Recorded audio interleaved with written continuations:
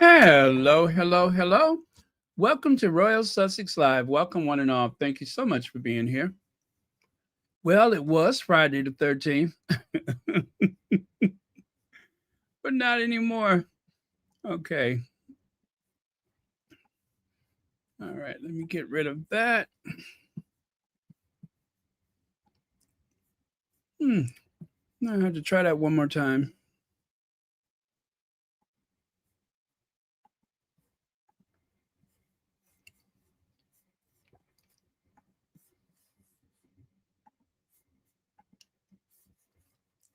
Okay. Let me see.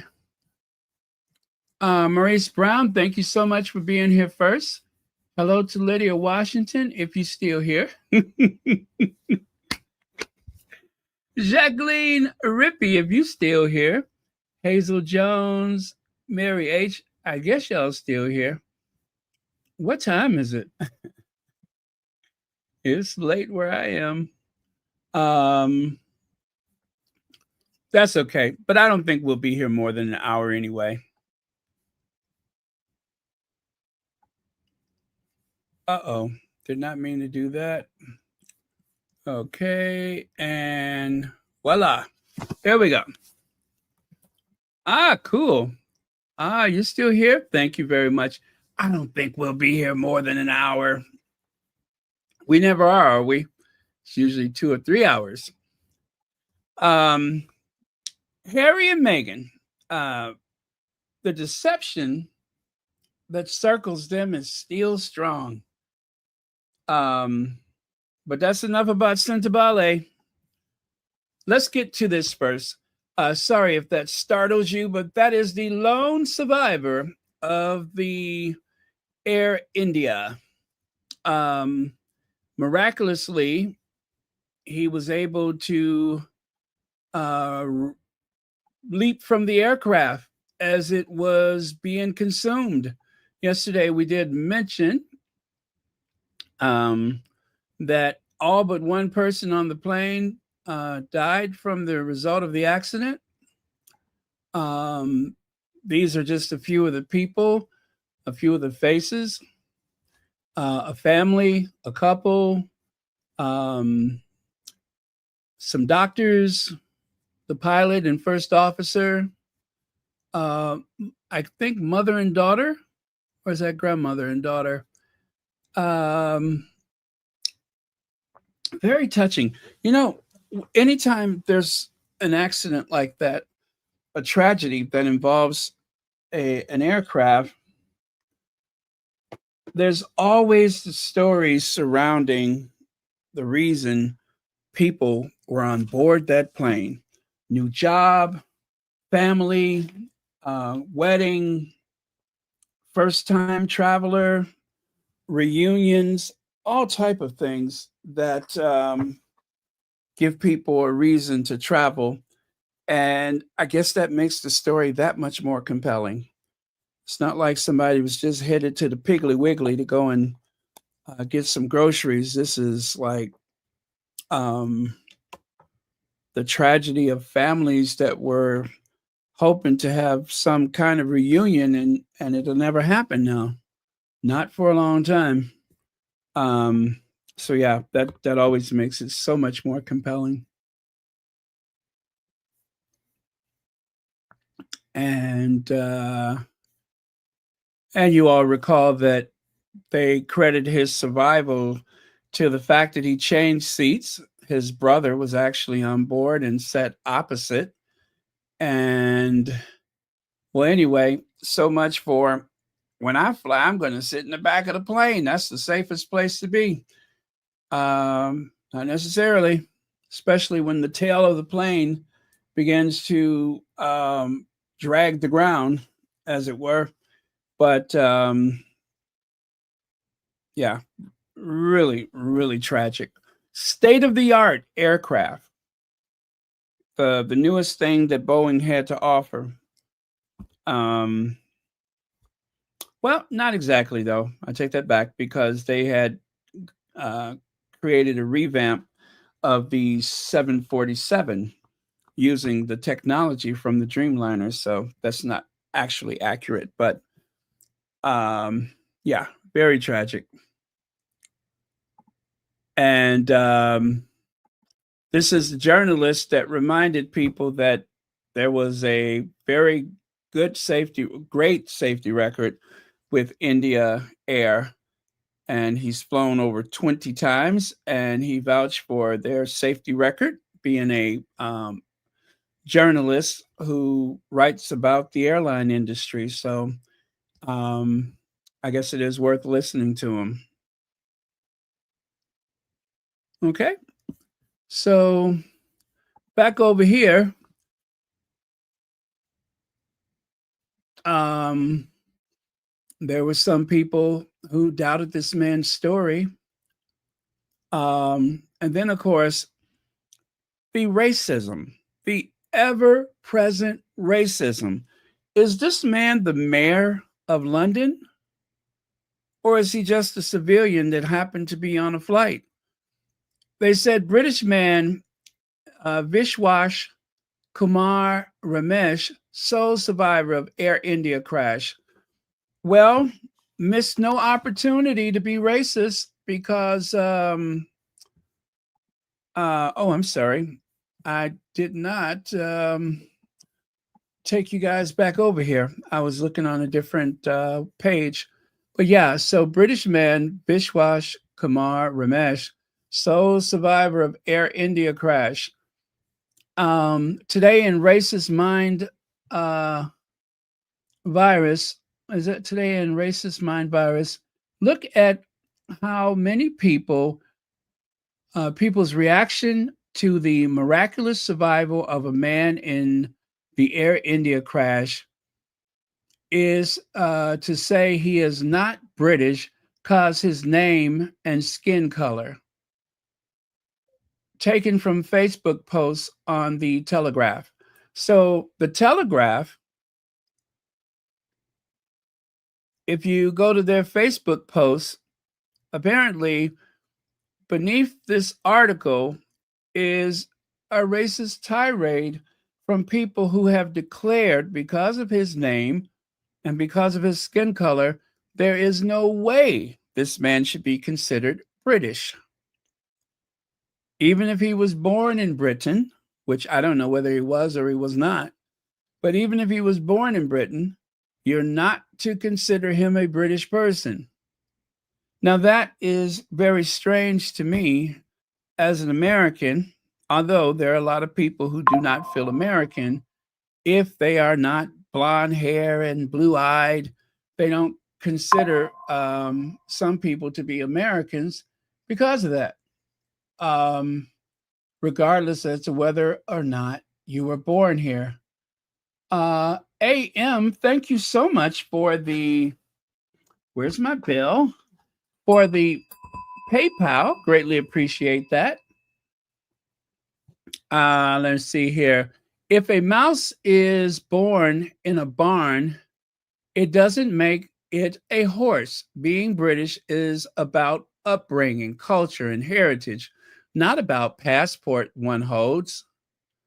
British descended from King Alfred, no less. Okay, that one is rather sarcastic. You mean Indians survive airplane crash?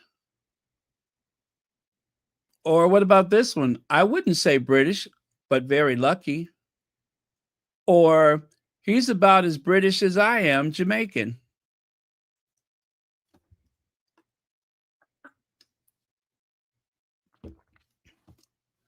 Let me see here. British, fire seems to have burned his skin. Can you believe that? And by the way, that is the ticket that was obviously folded in his pocket. A British passport holder, you mean? Or British give him a choice of two flags, and we all know which he'll pick up. Give him a choice of two flags, and we all know which he'll pick up. I think you can use the term British loosely. These people are serious. Last one. Should actually be born British Indian. I'm sorry. should actually be British Indian man from the looks.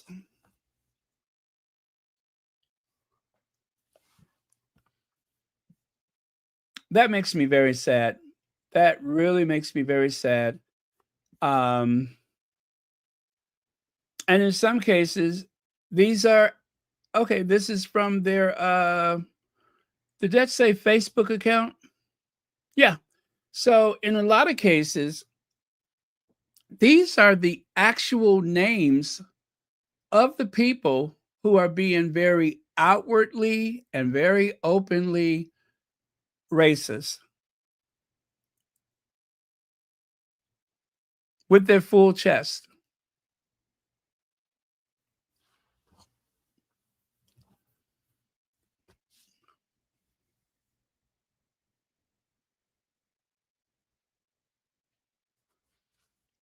With their full chest. If you have citizenship, if you pay taxes, then you are British. If you come to the United States, if you have citizenship and you pay taxes, then you are an American, plain and simple. Whether you're naturally born or whatever American, um, it's the threshold is very, very small, insurmountable for some, but if you're a citizen, you're a citizen. If you're a tax-paying citizen, well, then you're really a citizen. This is just absolutely gross. Absolutely gross. This is why some people never assimilate completely because there's always someone waiting in the wings not to celebrate who you are or where you're from, but they're very quick to tell you what you are not.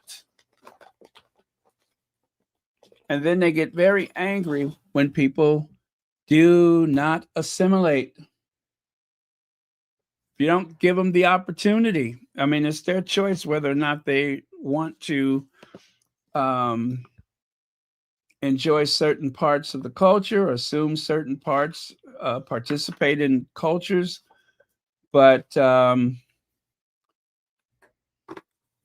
not everybody that celebrates Christmas is Christian, but they celebrate anyway.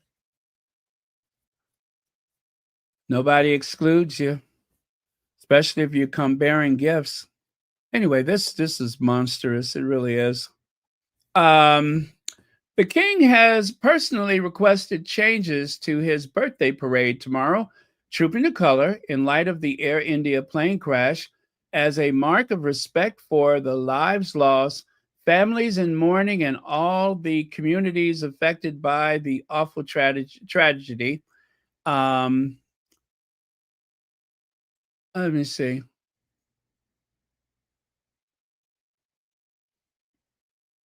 Did I miss something? As a mark of respect for the lives lost, families in mourning, and all communities affected by this awful tragedy.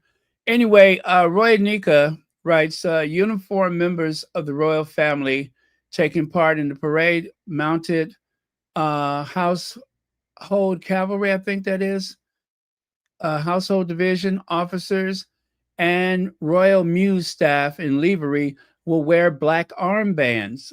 A minute's silence will also be held after the inspection of the parade at Horse Guards, signaled by a last post and whatever that word is.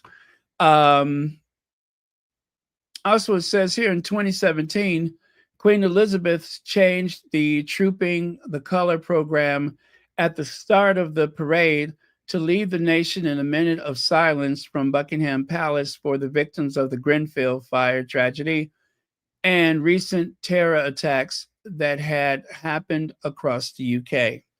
So, that is what's going to happen tomorrow, or should I say today, later today. Yes, Trooping the Colors. That ridiculous man's birthday. And apparently the Pope is not going to Chicago. The Pope is going to live stream I guess, yeah, something about the Pope. I guess still, I don't know how that's going to work, but the Pope, they sold tickets to the White Sox Park for the Pope, $5 each. I have no idea what that means, except I thought perhaps I saw something about there being a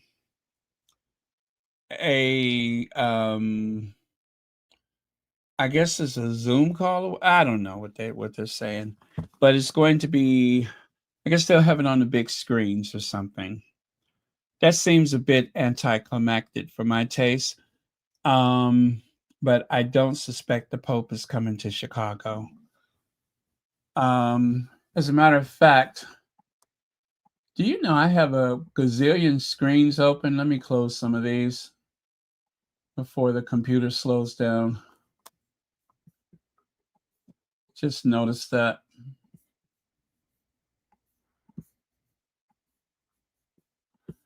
This computer definitely has taken a punishment because I'm on this thing constantly. And I'm surprised it's doing so well, to be honest with you. Mm, okay, let me see here.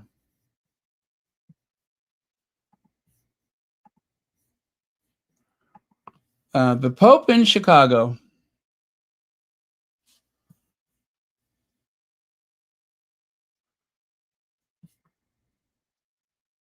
So he's going to deliver a message. The whole new ball game. Pope Leo to deliver a message at White Sox Park in Chicago. Some say Chicago Southside baseball team needs a miracle. Okay, it's going to be a virtual. It says virtually comes home. So that means electronically come home. Okay. Yeah, I did not follow up with that, but I quickly, oh my God, these guys are doing too much. These guys are doing way too much. I got to show you this. I've got to show you this.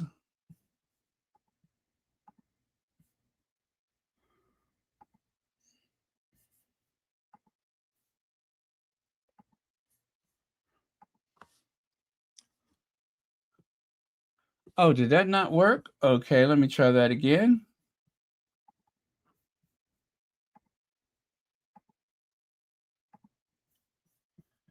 Okay, one more time. Let me try that.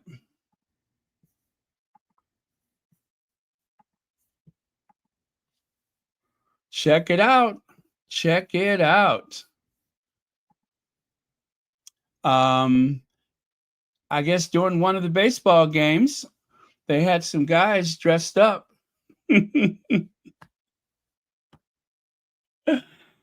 as the Pope. 3 of them. I wonder if they ever decided which seat Pope Leo used. I wonder if they ever decided which seat was used. Yeah, that was May the 16th. The Chicago White Sox fans dressed up like Pope Leo the 14th in the bleachers during a game between the Chicago Cubs and the Chicago White Sox at Wrigley Field. Okay, so they're at Wrigley Field. They're having their what they call the Crosstown Classic, where the two local baseball teams from different leagues um, have their crosstown games. So looks like this year the Southsiders had to go up north for the game.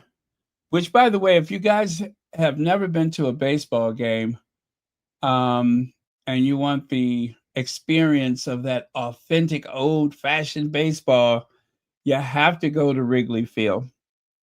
It so much of it is unchanged from, I think, what year did it open?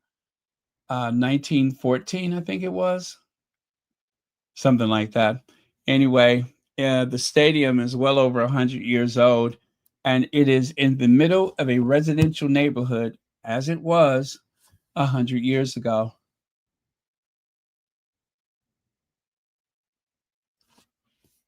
Lex says they were hoping to snub Meghan and blame her for overshadowing Charles III, but now they have to put these silly surveys and say the Sussexes want to come back. Harry and Meghan have been very explicit. Why lie? They have to stay in the papers somehow, right? They have to stay in the papers somehow. Yeah, I did not see anything about that story that said a virtual appearance at all.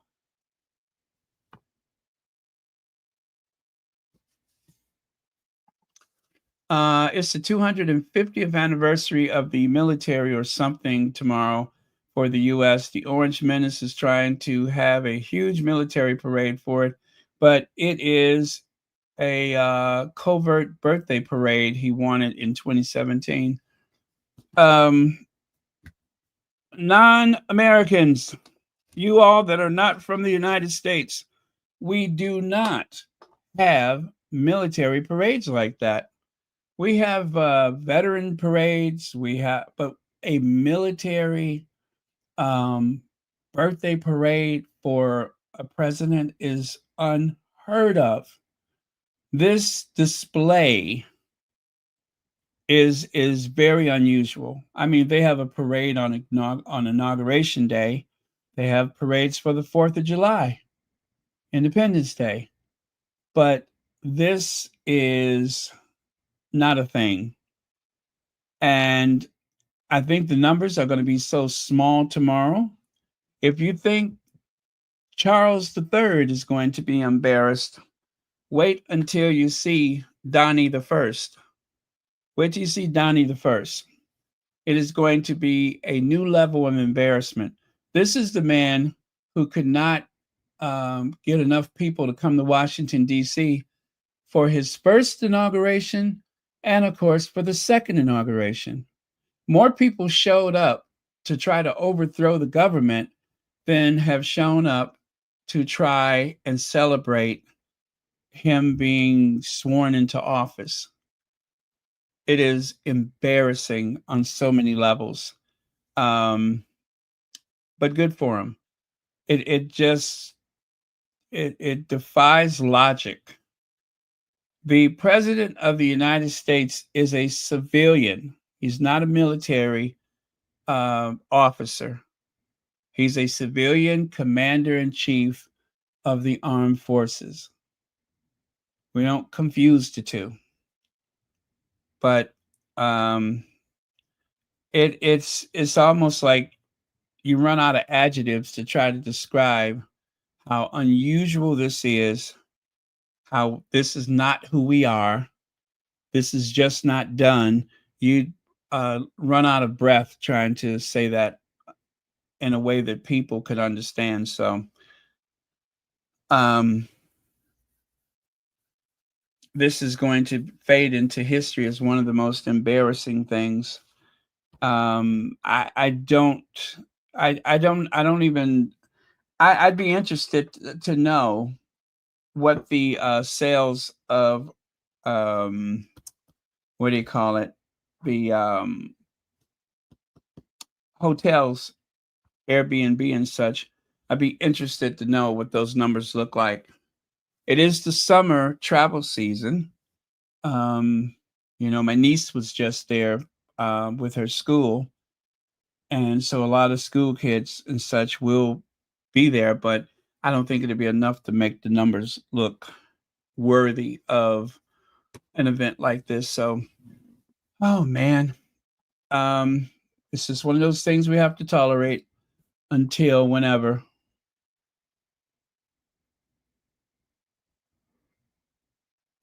What? If it rains and thunderstorms tomorrow, the military will not roll out those tanks. Let's pray for thunder. Well, you know what? That's for both sides of the Atlantic, to be honest with you.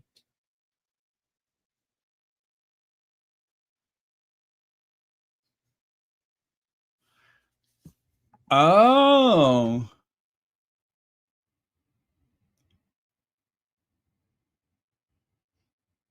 I'm saying they aren't coming because of previous obligations. Oh, okay. A little hair appointment can go a long way. Plus, a lot of people are getting married in June. June weddings, right?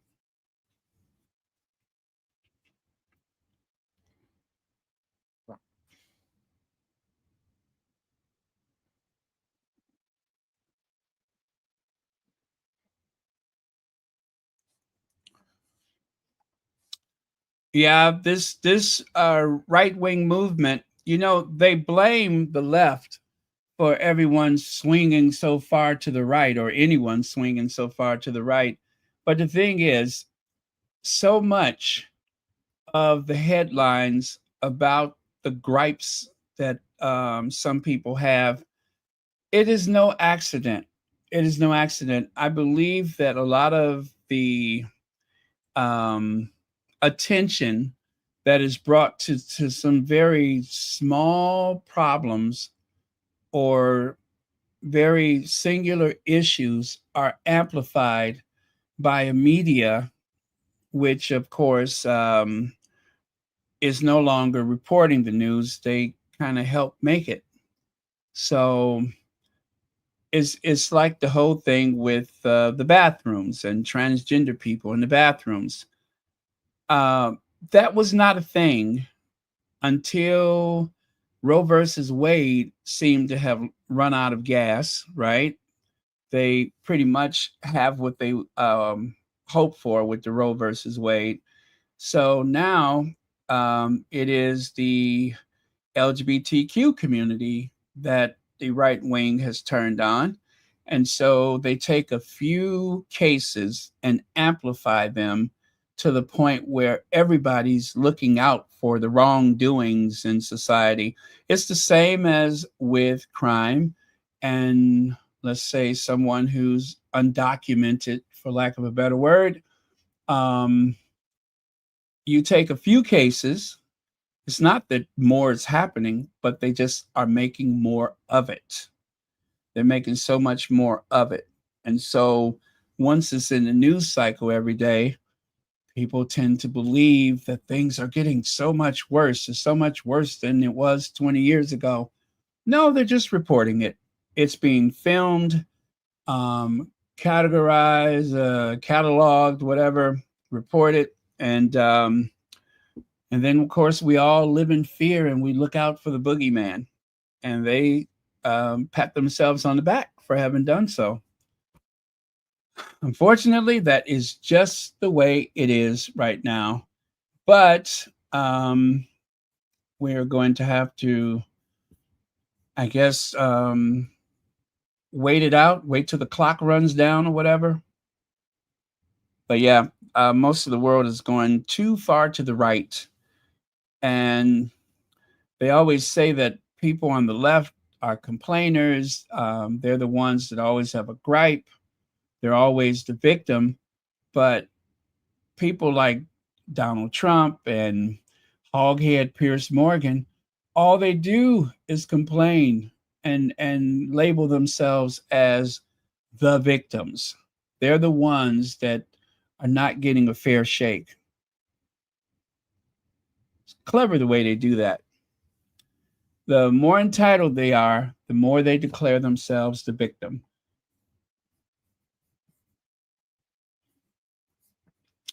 So anyway, that is what is expected for tomorrow.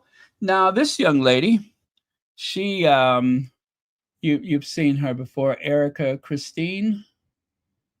She has some things to say about Sentebale. So why don't we just get to that?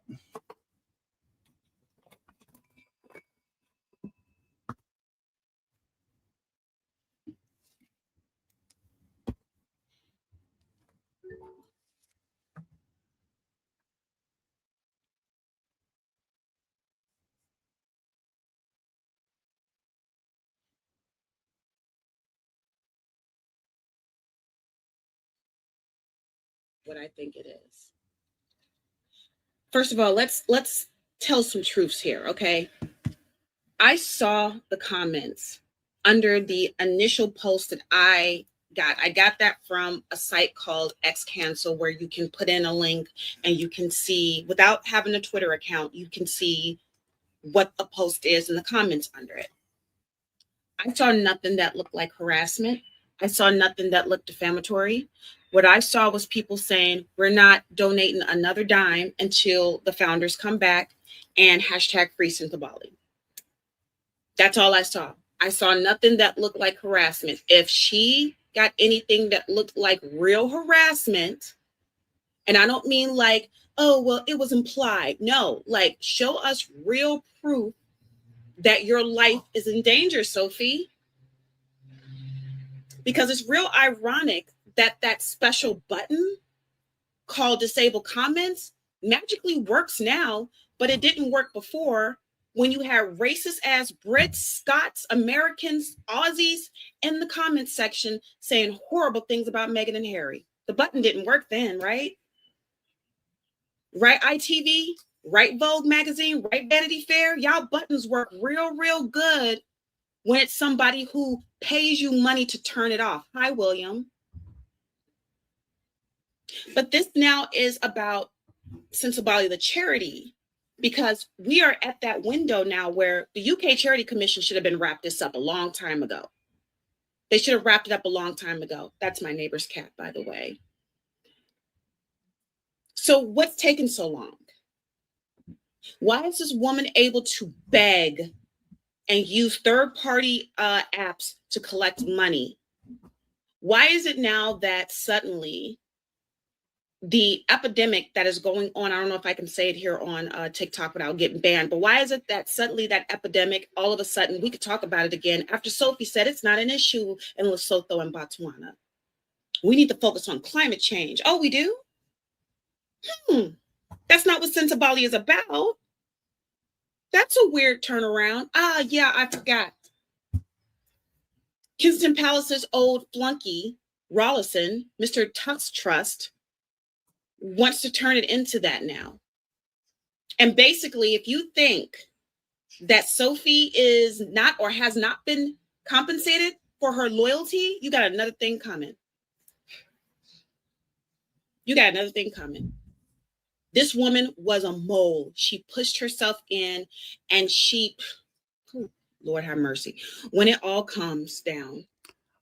I have to say, all of these are alleged. The idea that Sophie is a mole, we have to say that that is alleged. We don't know that to be true, but it has been alleged in some people's opinion that she is an absolute mole. When we get the real inside tea, you all are going to see how pressed and obsessed that family over in England is about Harry. And what's comical about this is that Sentebale isn't even Harry's biggest draw. It's not Invictus. It's not Travelist. It's a very humble charity. And yet they figure, let's start with the small one first, because the small one is going to be easier to take. Sophie Shanadaku is not a victim.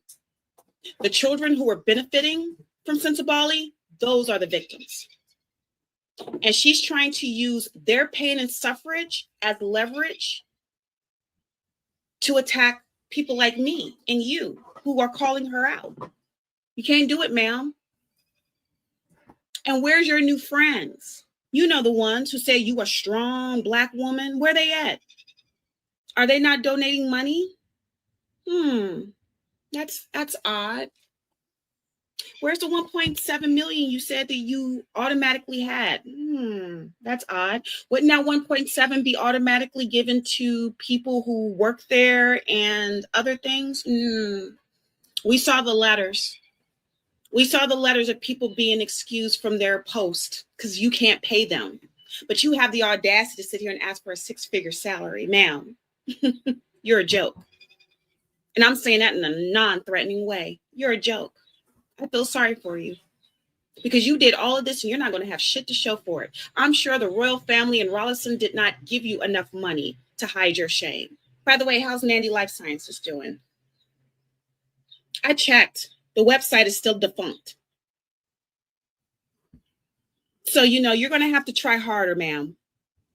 This victim stuff doesn't look good on you. Not after you sat on a platform in front of Trevor Phillips and a whole bunch of other racists and told them that Meghan is the problem with Sentebale. A woman who has nothing to do with the charity. A woman who all she's ever done was stand by her husband's side when he plays polo, just like all the other wives do. But if the two toxic people are gone, you should be rolling in dough. Oops, my earring fell out, y'all. That's okay. I can still drag with one earring on. How about that?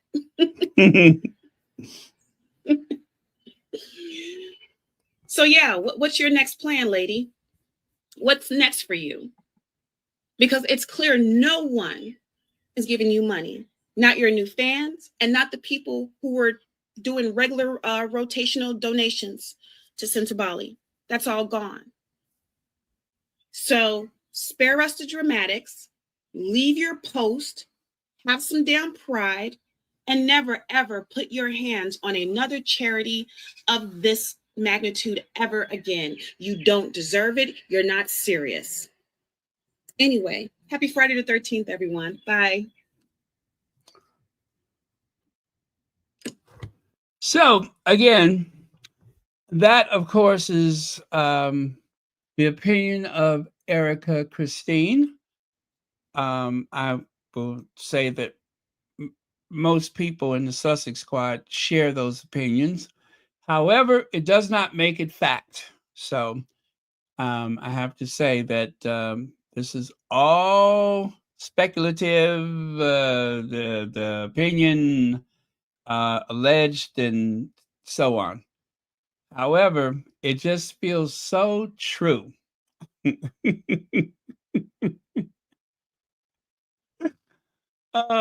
So Leg says charity commission dragon feet like passports. Yeah, absolutely. Yep, perfect. Just like the passports. When it has something to do with the Sussexes, all of a sudden everything moves like molasses in 30 below zero. Yep. But it's I'm kind of glad that we've had some time to not think about how awful the Sentebale situation is. That we actually had a chance to just not think about it for a minute, because it's like the classic case: take something that's not broke and break it. And while you're doing so, demand what was it, a $300,000 a year a salary? It should be reminded to everyone again and again. You have to bring it to people's attention that this was a non-paying position. And so one of the justifications that I heard with Trevor Phillips was it was some type of African pride, and as a African woman who obviously has not spent so much time in Africa for a long time, if any, in the name of the diaspora and such, I have to take this charity that is not broken, and I'm going to break it.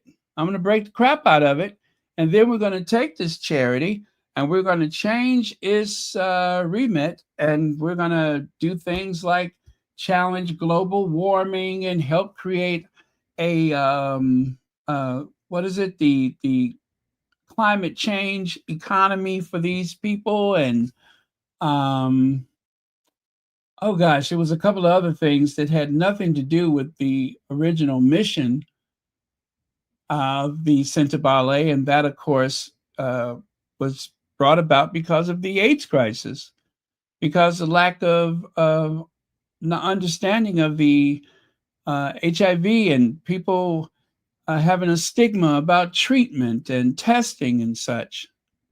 That was the point of it. was because there were such high numbers, so many incidents of HIV in particular communities. They wanted to address that.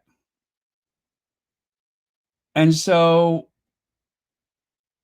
according to Sophie, HIV is no longer a death sentence. We don't have to focus on that. We can move Sentebale over to other things.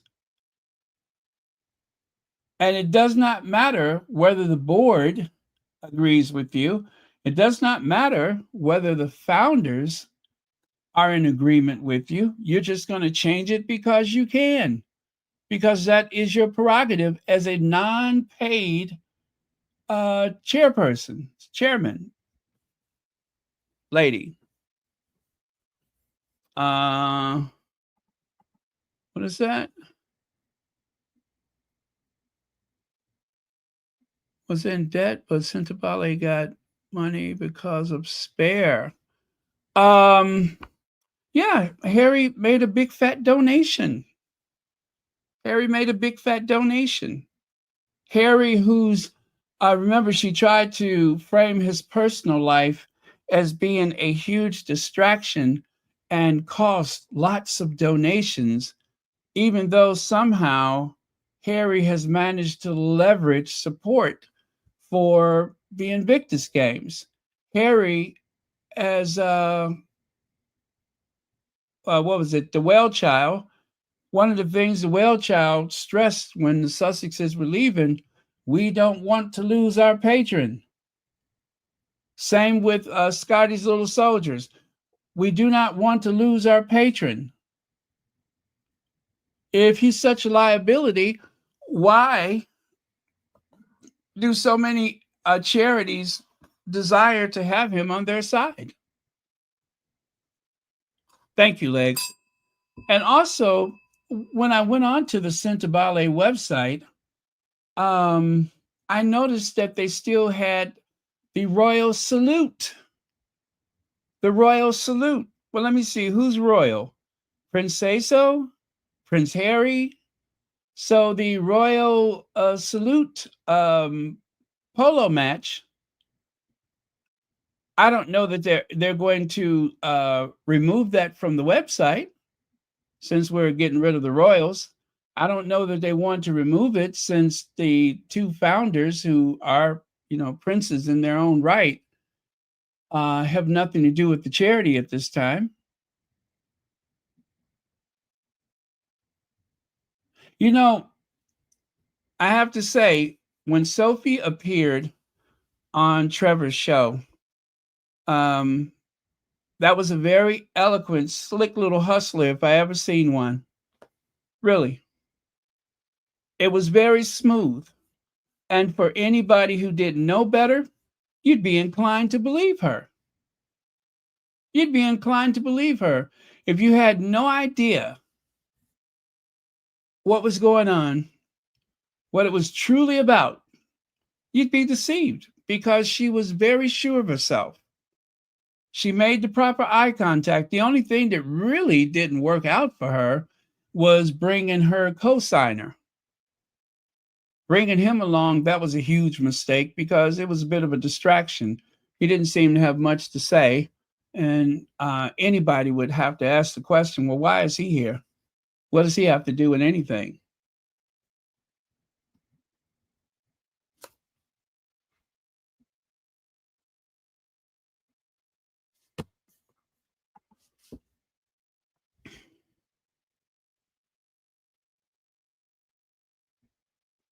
It's publicly known that Sentebale got money from Prince Harry for the book Spare. Yeah, when it was the Aspen, that when he made that donation, wasn't that when Harry went to Aspen and the tabloids were making such a big stink about him flying in and out on a private plane that was going that direction anyway? It was not his plane. He literally hitched a ride. And as far as I know, this very small aircraft was at capacity or somewhere near that. So it's not like it was just Harry by himself hopping on this plane. It belonged to someone who, um, made it an annual trip for this particular charity. But that didn't matter. That did not matter. And I'm just going to say this too, that where charities are concerned, that is always um, something that you have to really evaluate whether or not the greater good is being served compared to whatever the carbon emissions are. Like, for instance, if a head of state needs to move around, I don't expect them to observe the carbon emissions. I wouldn't ask that of any head of state, even if I didn't like them. And for some corporate people, they have big companies and employ a lot of people. They need to be places, they use the company plane. I don't have a problem with that. And so when there is a charity polo match, and in order to bring interest, to bring money to the charity, it requires, let's say, somebody like Prince Harry or Nacho to make their appearance. So much more is coming out of it than whatever is being put into it, that it just doesn't make sense to attack the people that are raising money to help other people, while tens of millions of people are flying here, there, and everywhere on any given day, and they're not being challenged. Harry does not own a plane. I was just looking at Ed Sheeran, um, and his wife is some type of environmental person. And he said he does not like to fly on the private planes. But if he has a quick turnaround, if he has to be almost in two places on the same day, then he's going to do what it takes to get there. But otherwise, he usually flies commercial. I think he was returning from this one trip at the time when they recorded that conversation on Ryanair. And I believe the Sussexes are very much that way, that they are not phased by commercial flights. Will and Kate take one commercial flight to Boston, and everybody's dancing in the streets. Well, not everybody, but the tabloid media, they're dancing in the street because Will and Kate took a commercial flight to the Boston um, Earthshot thing a few years ago. So, fine. But every place else they go, they use their private jets. They use their helicopters. They don't use trains, and they only go a short distance in an automobile, as a rule. But it's not mentioned. Unfortunately, we have had to temporarily disable comments on this platform due to the harmful effects of recent targeted online harassment. Our focus remains on our mission and the communities we serve. We will not engage in misinformation or personal attacks here. Now, we save that for Trevor Phillips' show. Thank you to those who continue to support and follow the work of Sentebale. All three or four of you.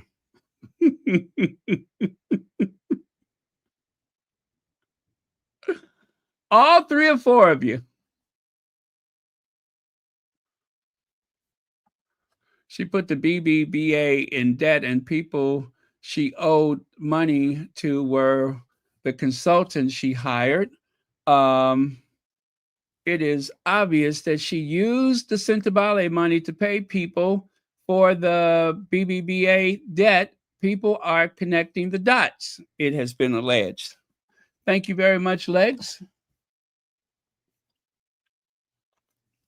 It did seem like a lot of the money was going to people that she had already had some type of relations with, including her brother. It wasn't like these were strangers that were vetted because of their absolute talent.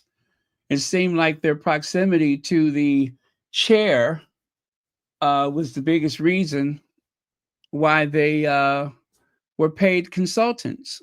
That is a very broad, loose definition for someone or for the work that someone does for an agency. Very broad and loose.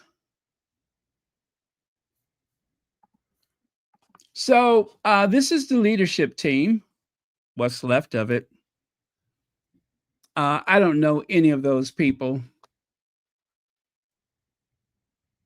I don't know any of them. But give match, and I think this is what they meant by third party, help Sentebale send children and young people living with HIV/AIDS to monthly club program. And look at there, they have raised a whopping £2,500 from 2 donations. I think that's what that says. They're raised of 2,500.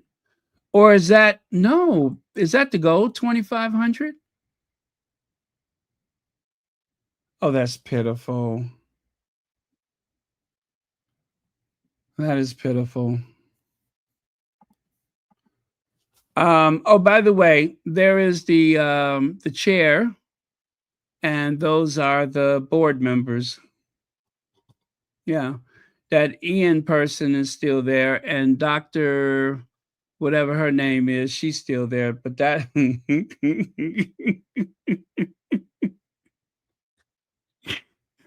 oh, it's so sad. This is just awful. It really is. I should not laugh. But nice works, Dr. Sophie. Um, want to be honorary Dr. Sophie. Nice work. You have cleaned house. I have eaten chitlins that were not as clean as this. If chitlins were this clean, more people would eat them.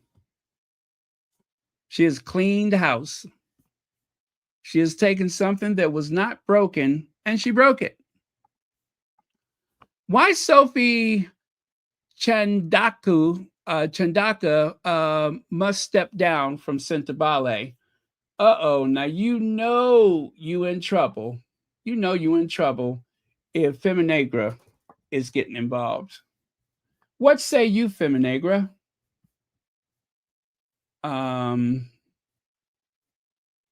Oh wait, where's my article? What say you, Feminegra? They say Sentebale was never meant to become a cautionary tale.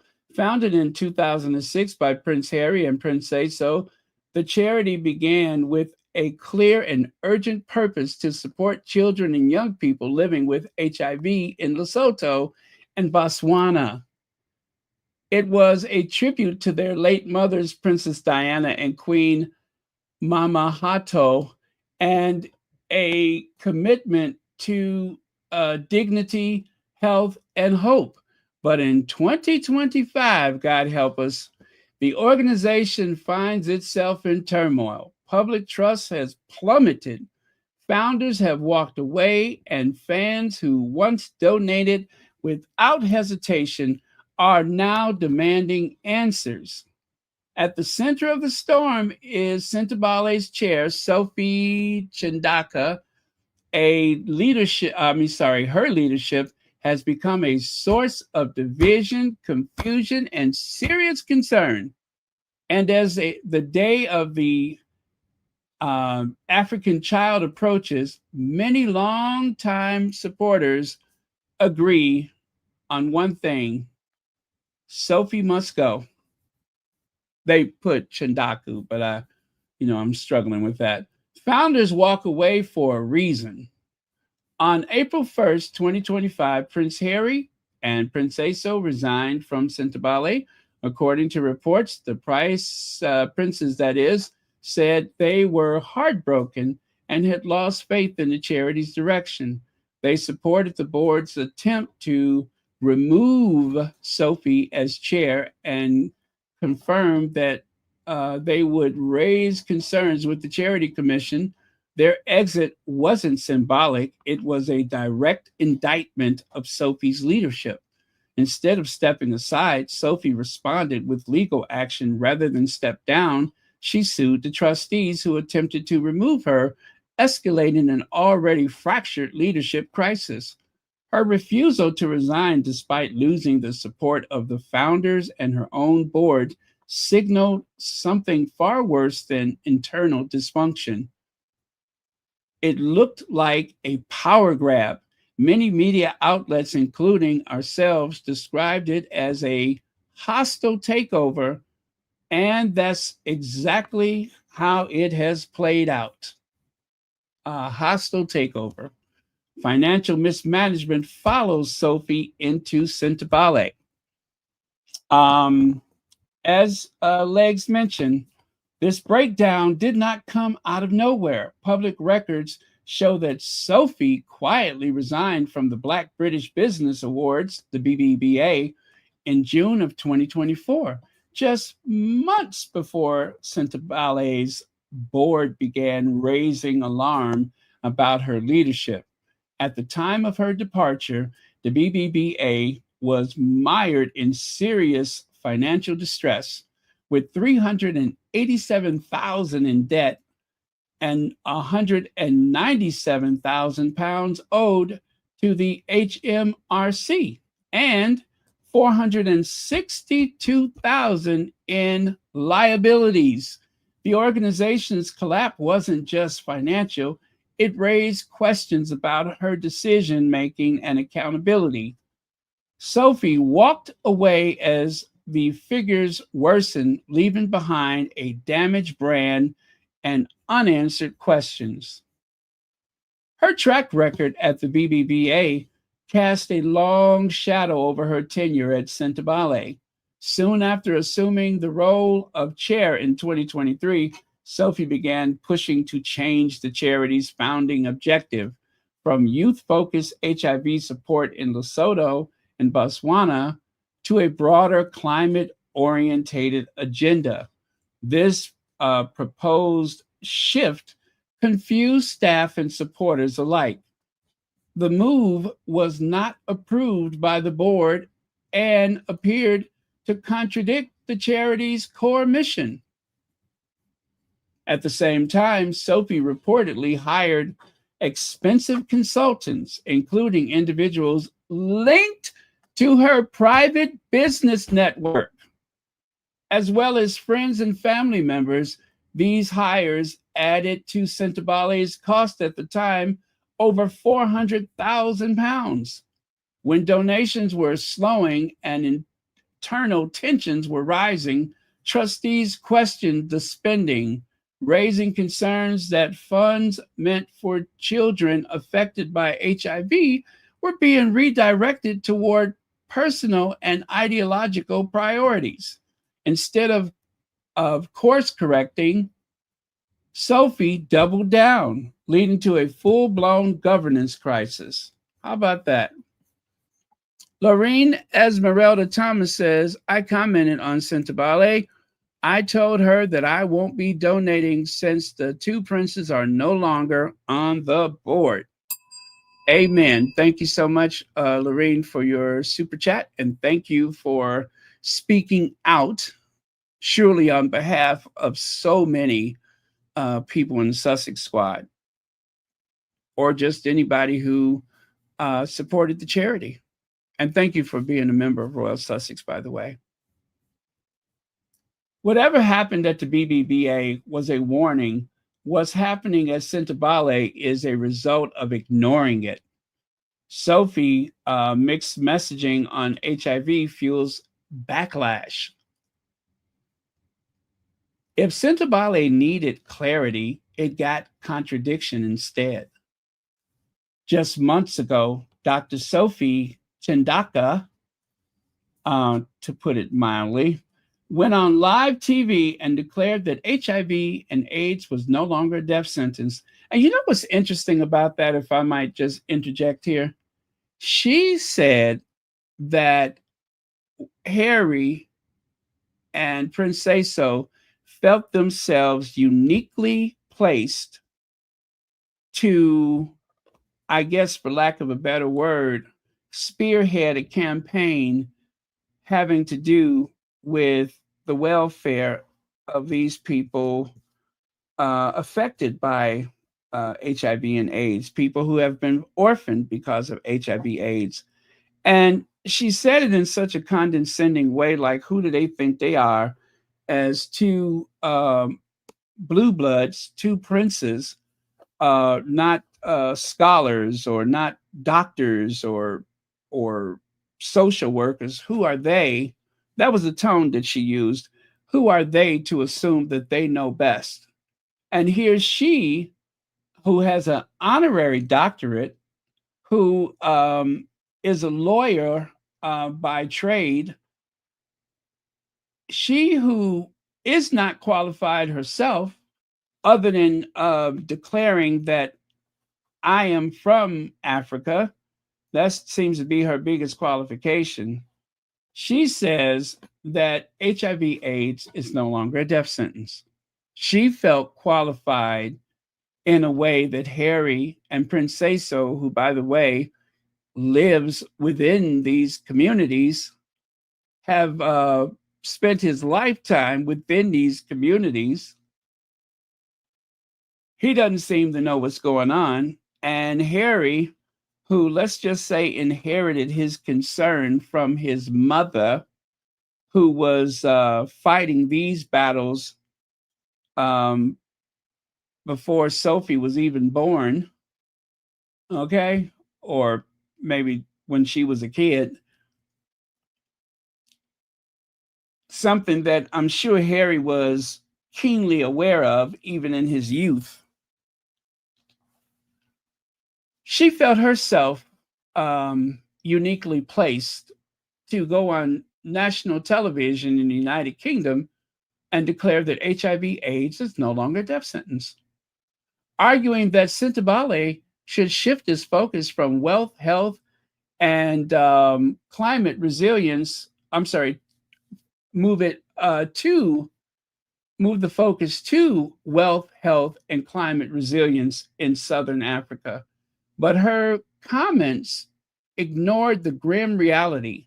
HIV remains one of the leading causes of death in the region, especially in Lesotho, where more than 23,000 of adults' lives live with the virus. For longtime supporters, her dismissal of the crisis at the heart of Sentebale's mission wasn't just inaccurate, it was deeply alarming. Deeply alarming. That's why I said, slick little hustler. That is one slick little hustler that could dismiss something like that.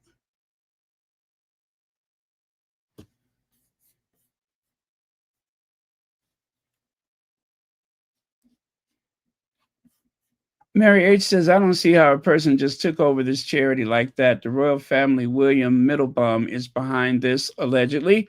Like the squatty said, Leg says, Baron, that note bothered me too. If she knew better, then why not make her own darn charity?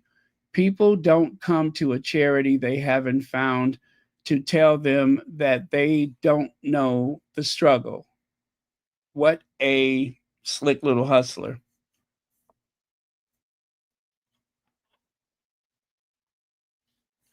I'm pretty bad about reading my mail, but I don't know. Bomber, Connie Bomber. Hey, Connie Bomber. Top of the morning to you. Thank you so much for being here. Now, in a dramatic shift, Sentebale is back online, launching an urgent fundraising that is, appeal for its HIV support club. spotlighting an upcoming Day of the African Child and asking donors to double their impact. According to the tweet, it still costs over £7,000 a month to run these clubs, and Sentebale openly credits them with helping 3,000 children and young people just last year. But how do people know what's going to happen with the money? I mean, this person has already taken hundreds of thousands of dollars that was earmarked for these children, and she paid consultants for God knows what. And now she's asking people to trust her with even more money.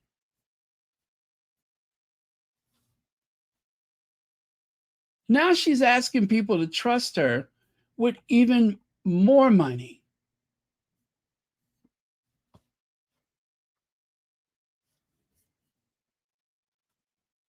After she's gone on television and said that HIV/AIDS is no longer a death sentence, even though it is one of the leading causes of death in the communities in which Sentebale was established to serve. In March, Sophie downplayed the urgency of HIV on Sky News. Now she's fronting a campaign begging for donations to fight it. Now, if she was so well placed to know what was best, shouldn't she have known then? Why are we scrambling trying to make up the difference? And how do we know what will come of the money?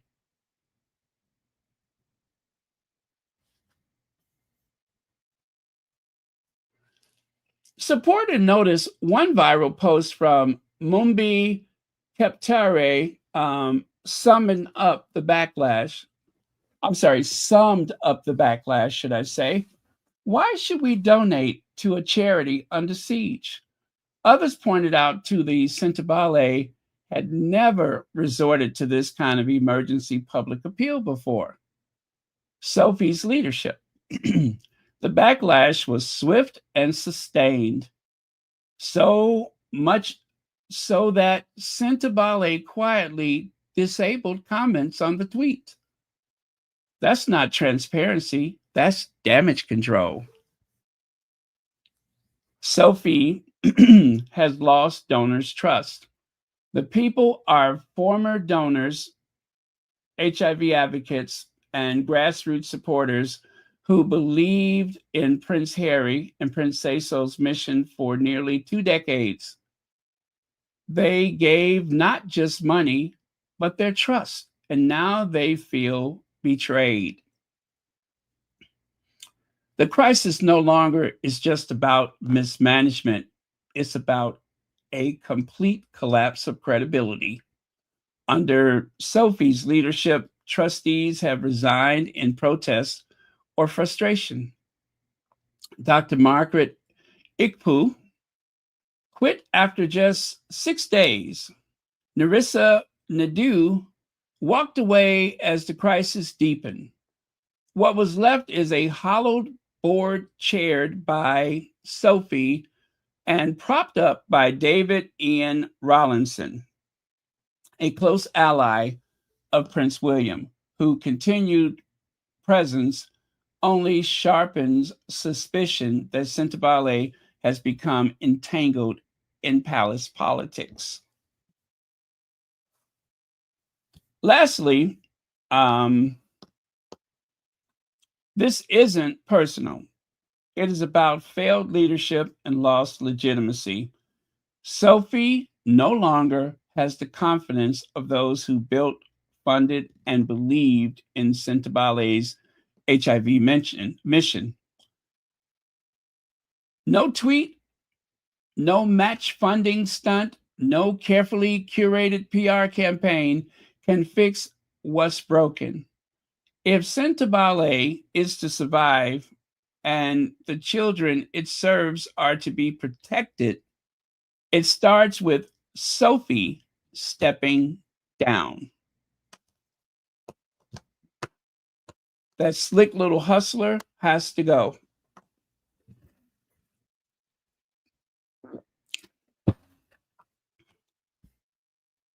You know, I was so proud to see her presence at the Sentebale events. I was so proud to see her presence. So glad that the workings of this charity were not just a bunch of white people with good intentions, that it represented more the people being served by the charity. And I thought, wow, this is amazing. Thank goodness that she's there, you know? But little did I know what was really going on behind the scenes, which is why they say you should never judge a book by its cover. One should never judge a book by its cover.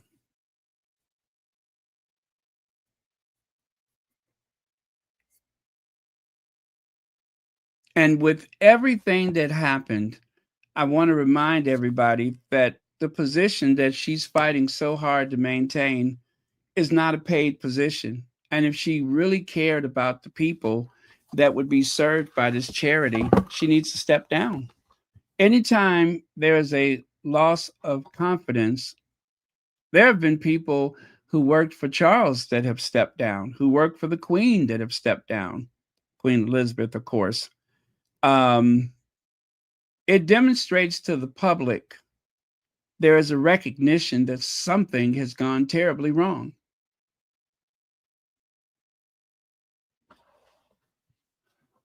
It is generally understood that anyone who works for the President of the United States that has failed or created a loss of public confidence will step down. But Sophie, who has taken hundreds of thousands of dollars and put it in the pockets of associates that she's known for some time, is fighting to keep her unpaid position, which means that I would say that some people would assume that there's a gravy train and she doesn't want to miss it. She wants to catch that train. She don't want to miss that gravy train.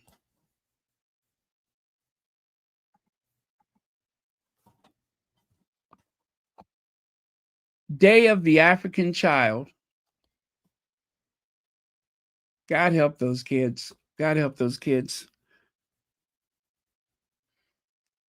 I can only say let your conscience be your guide, but there's no way to know that that money will ever reach the people that need it, whether it is going to be funneled through the pockets of these so-called consultants. Prince Harry and Meghan Markle team shakeup. 4 staff members depart Team Sussex. This is the latest in a line of internal business departures for the Sussexes. And so what? Everything that Harry and Meghan is doing plays out publicly. They have to be so above board about everything that they do because they're not even allowed to make a mistake, because whatever happens is amplified and turned into something nefarious, something sinister. Um, it is assumed that they had bad intentions because of a tabloid media run amok.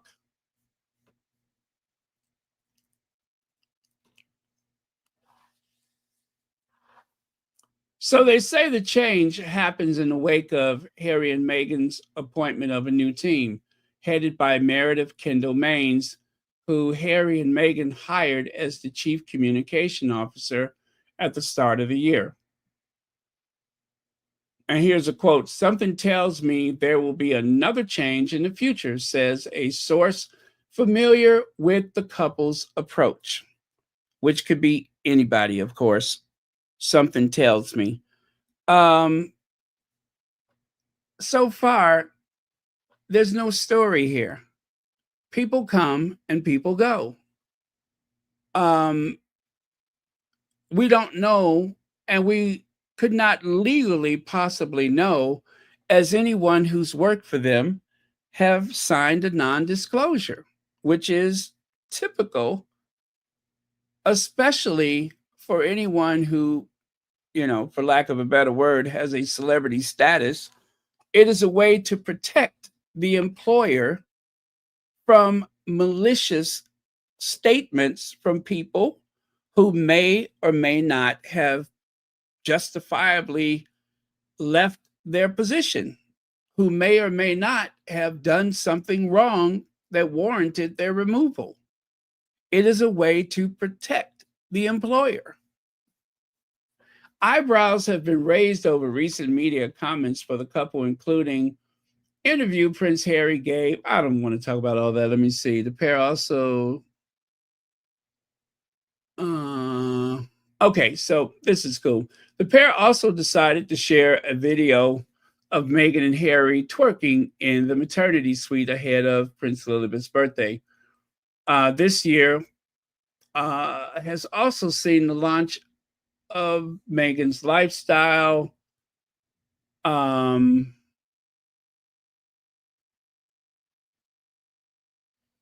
Became a rating success for the streamer, meaning Netflix.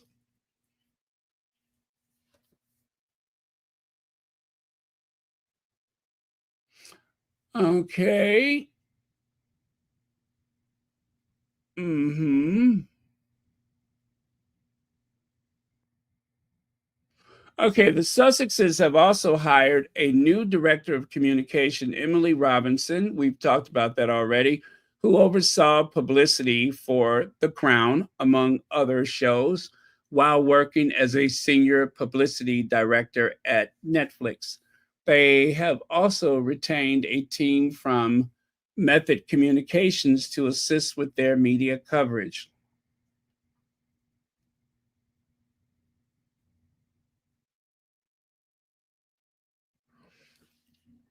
Okay, this is interesting. In a statement, Meredith Main said, as the Duke and Duchess's business and philanthropic interests grow, I have made a strategic decision to move toward a more traditional communication structure of specialist agency support and previous reported in Forbes and PR Week several weeks ago, transitioning from a team of two to an agency support staff of 8.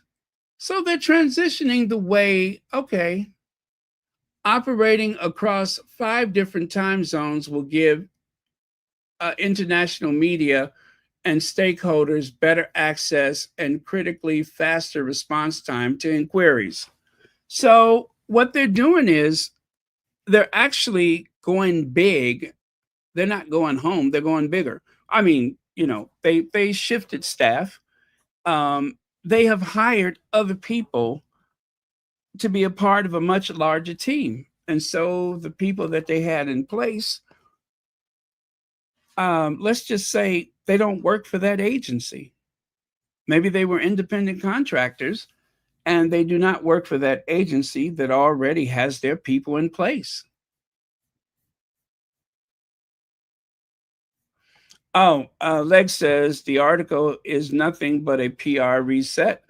Um, they need to have Harry and Meghan in a questionable light because her haters got backlash for the video. They both got love from even some of the haters. Good observation. Thank you for that. Connie Bomber has an even more concise response. These people are so nosy.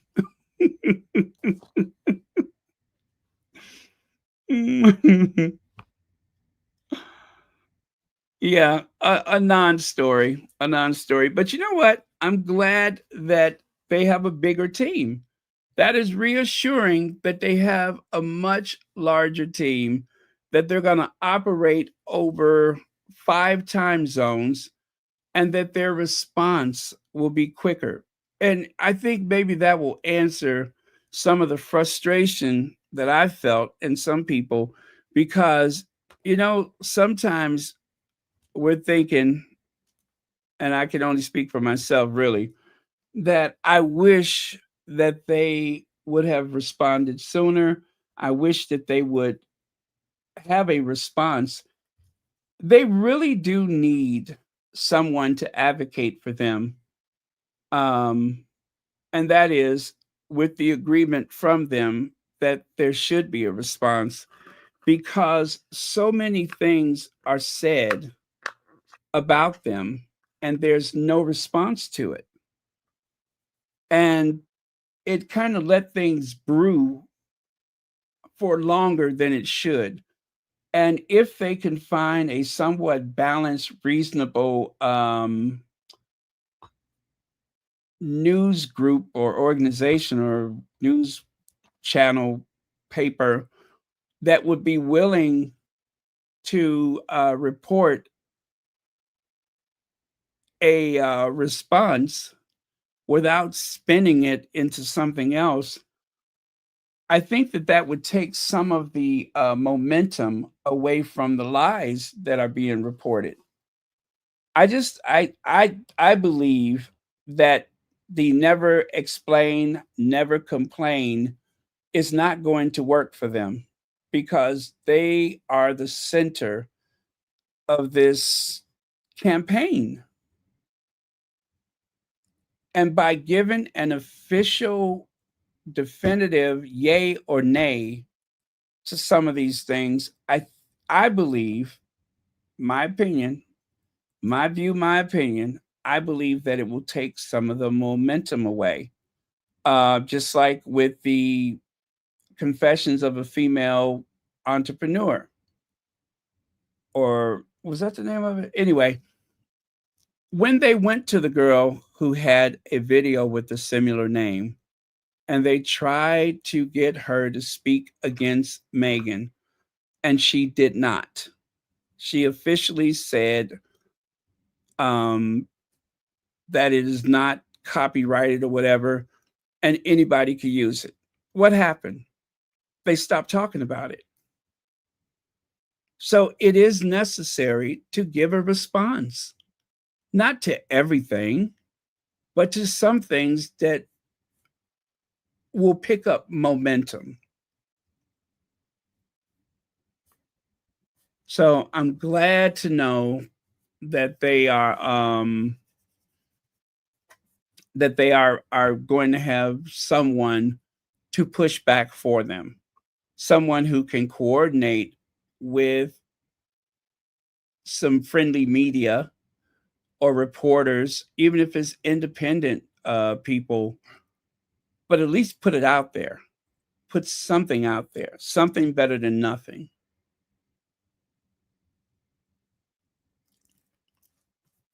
Yeah, definitely. They need to ramp up, because the palaces rather, are trying to destroy their business ventures. Yeah, because having that cloud, that air of doubt, um, it does have an impact. And sometimes if you don't say something, then it makes you look guilty.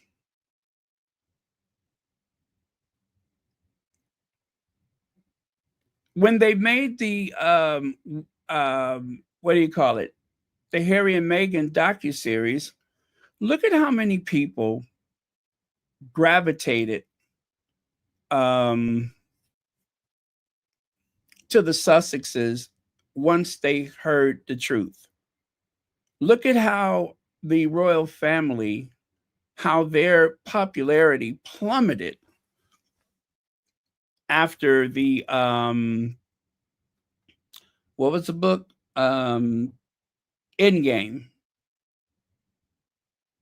Harry and Meghan were at an all-time high since they left Narnia, and the royal family were sinking into the abyss.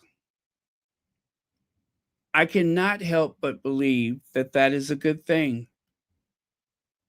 Got to say something.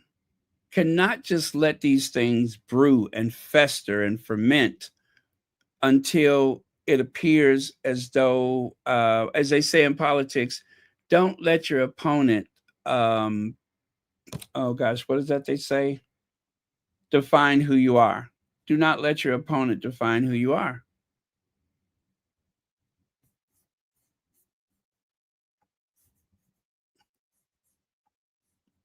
Let me see. Kyle Boulia is no longer working for the Duke and Duchess of Sussex. That's too bad too, because I thought he was a very snappy dresser. He was quite the dandy, but c'est la vie. The Duke and Duchess of Sussex make big change following roller coaster months. Harry and Meghan and live in Montecito after leaving UK. Okay, tell us something we don't know.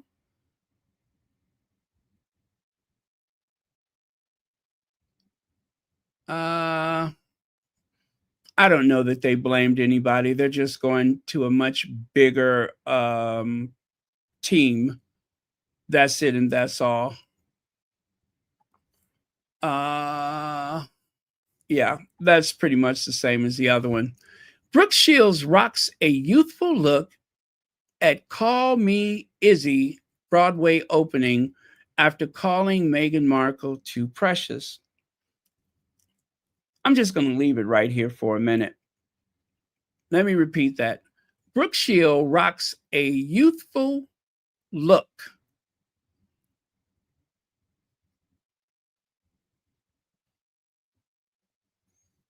I thought it was Kate, to be honest with you. I thought that was Kate. I was like, Kate? Kate Middleton? What you doing in New York?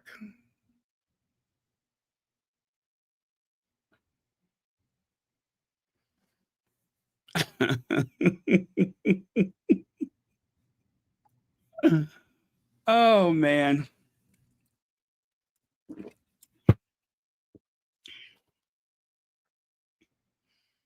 Brooke Shields, what have you done, girl? What have you done? This is what she's done. She took this appearance at the South by Southwest and turned it into something that it really was not. The day of this event, um, I thought it was a great visit. Katie Couric kind of threw things out of sync. Katie Couric is not the moderator. The moderator is seated on the other side of Meghan, and Katie Couric just kind of took over, which is not unusual. Katie Couric is a very outspoken person. She's been in media for a long time, and I don't think she's used to being on a panel. I think she's used to moderating. And so it was uncomfortable for her to not lead the conversation, especially if you seat her in the middle. She obviously feels as though it's her show. It's a tough habit to break. And there's, I love this picture, by the way. There she is leaning in to Meghan.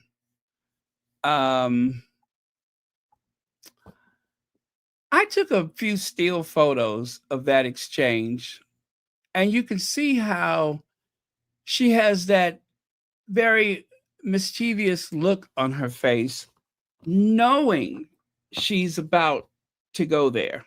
You know what I'm saying? She has trouble written all over her face. Now, I'm going to play that sound bite for those who have not heard it or someone who may want to hear it again. Here we go. God, did I tell you? Oh.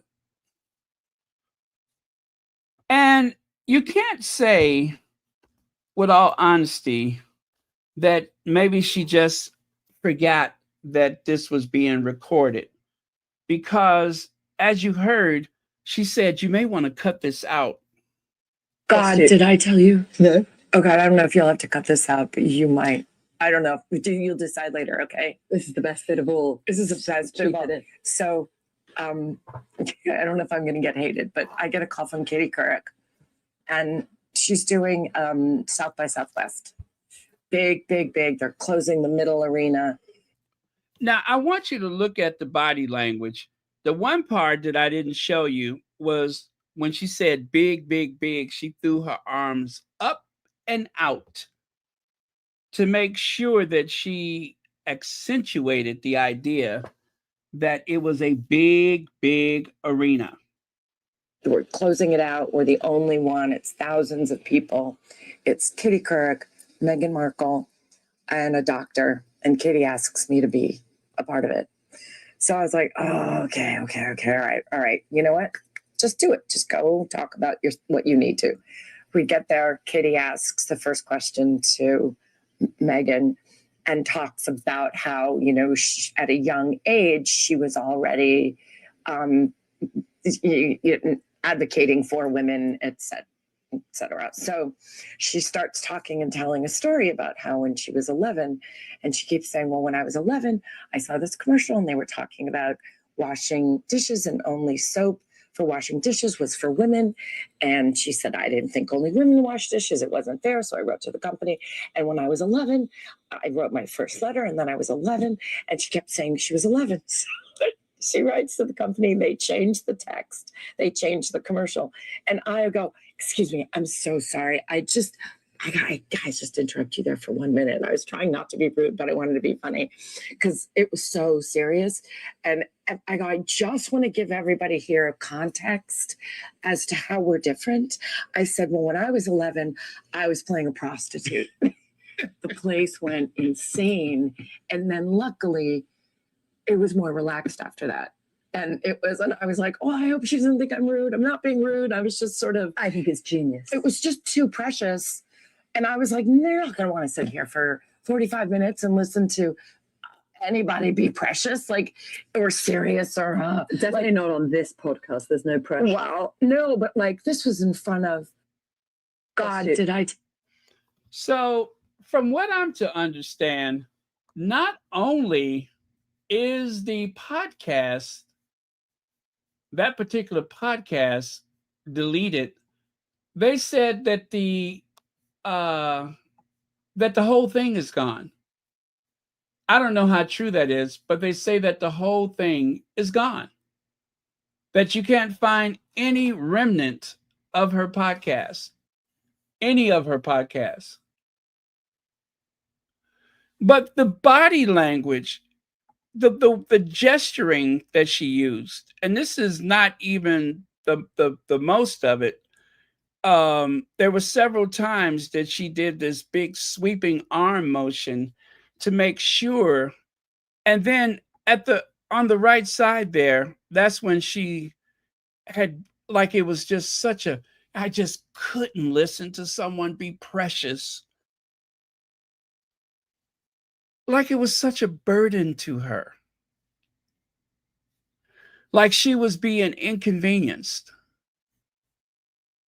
And even from the beginning, you find out that she was only there, I guess, to make up the numbers so that there would be a balance of people present. Not that she had anything in particular. Everything she said seemed to distract from the more serious nature of the conversation. And maybe that's why she was there, was to be a court jester. Maybe that was her function.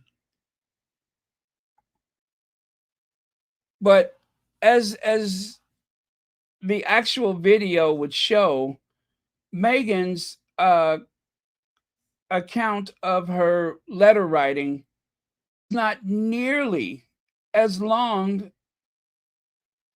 as she would lead people to believe. Not nearly as long.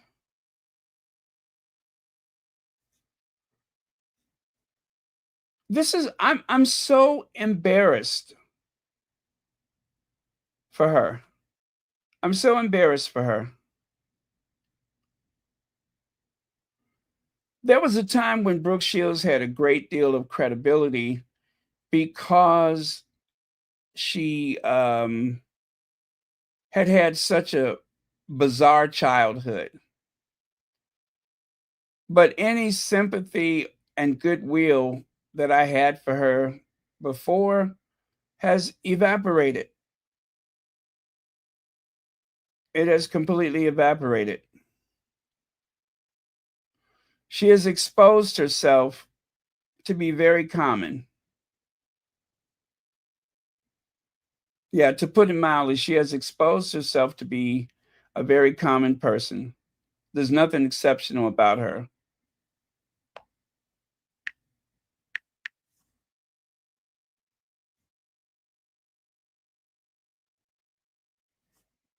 So I'm going to let you listen to what Meghan said. Um,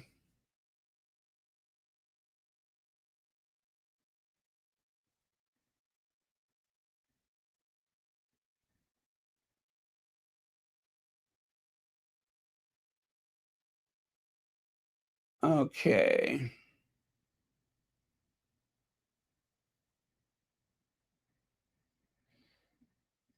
And shame on her for not even knowing the name of the doctor. She said there was a doctor.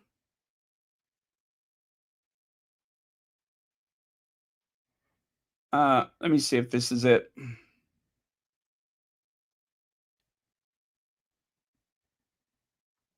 It's funny to look back at it now because that was before social media where you had a reach that was so much greater. Let me try to get it back to the beginning.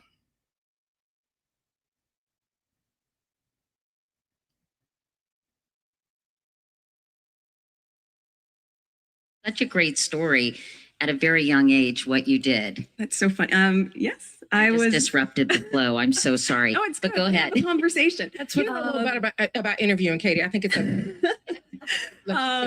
I was 11 years old, about 11 years old, and I had seen a commercial on TV for a dishwashing liquid, and the boys in my class at the time said, it said women all over America are fighting greasy pots and pans, and the boys said, yeah, that's where women belong, in the kitchen. And at 11, I just found that infuriating and wrote lots of letters and put pen to paper, and they ended up changing the commercial to people all over America. And it's funny to look back at it now because that was before social media where you had a reach that was so much greater. It was just an 11-year-old with a pen and paper.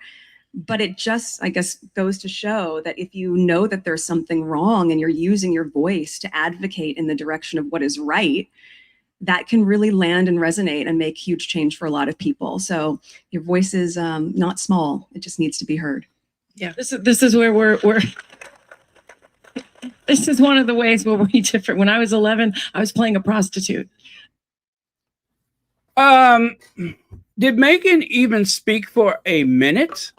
Was that even a minute long?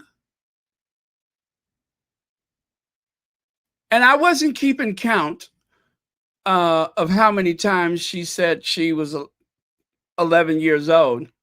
And before this whole Brooke Shields thing, I thought she was 13 years old. I always thought 13 because I just did not retain that. She could not wait for Meghan to finish so she can get her one-liner in there. But as you can see, Meghan had completed her comment. The crowd attempted to applaud before they could even get into it. Here comes Brooke Shields. And I just want to remind you guys that at the time of the South by Southwest, they said that it was such a fever pitch effort to get to that room. And there were people who were veterans of the South by Southwest who had never seen that much activity, that urgency, until Meghan appeared there. They had never seen that before.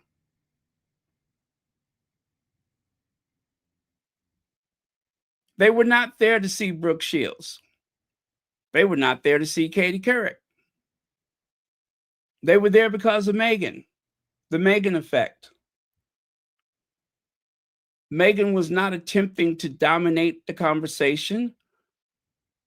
And contrary to the derangers, she wasn't just there to talk about herself, but trust me, they won't remember it that way. They are going to say that Meghan brought it up, not Katie Couric, that she talks about herself as usual, not about women as a, as a whole, the whole community of women, especially, those that are entrepreneurs and change makers and such. None of that. She wasn't there to talk about being a mom. She was there to talk about her soap letter.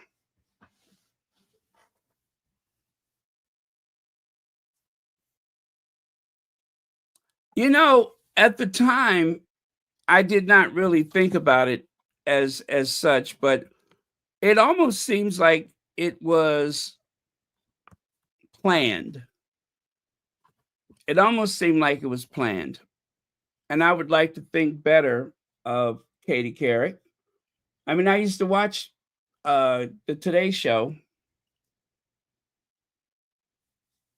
with Jane Pauley and what was his name? Mark Gumbo, or whatever. I used to watch the Today Show.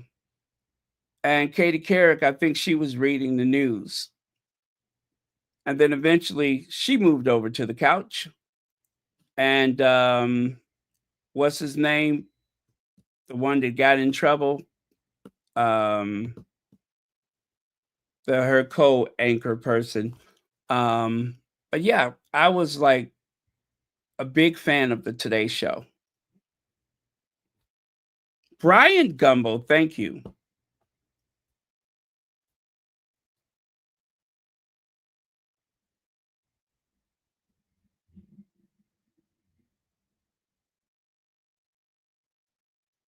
Matt Lauer, that's his name. I could not remember his name. Matt Lauer. Yeah. Oh, well, you guys. I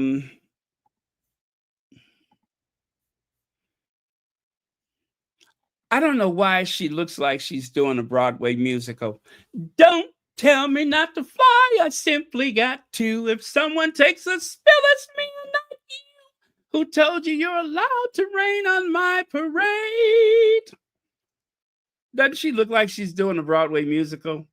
The sweeping arm gestures, the leaning in and belting out a tune, and of course, the very dramatic faces. I feel like she's on Broadway. Maybe that was an audition. Don't tell me not to fly. I simply got to. If someone takes a spin, it's me, not you. Who told you you're allowed to rain on my parade?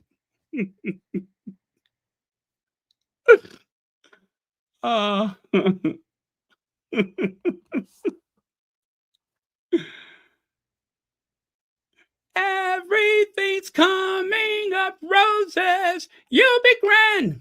You'll be great. The whole world is on your dinner plate.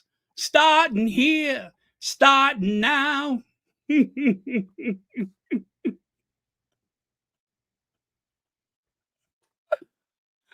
Why is she giving that body language like some Broadway musical? Honey, everything's coming up roses. Oh.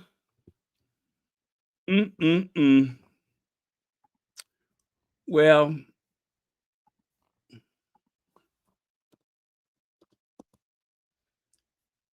let me see. You know what time it is, right?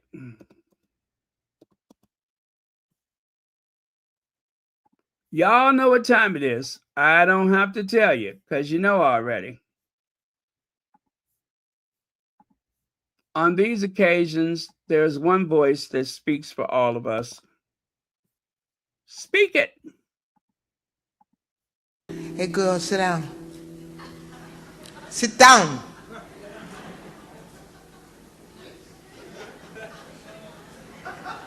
Sit down.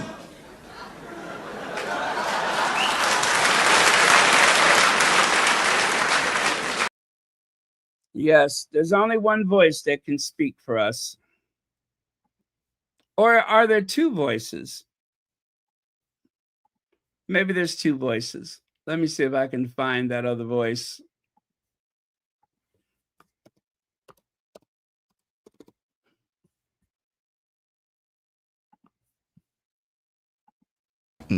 Bitter.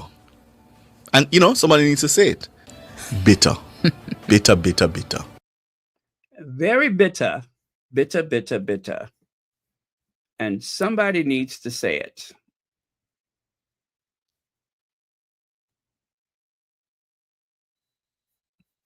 Oh, well, that was Brooke Shields' Broadway audition. You know, I'm going to have to check this again just to make sure that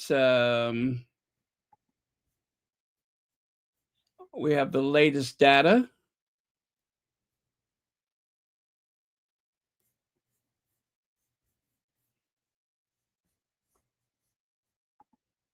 So that being said, let me go to it.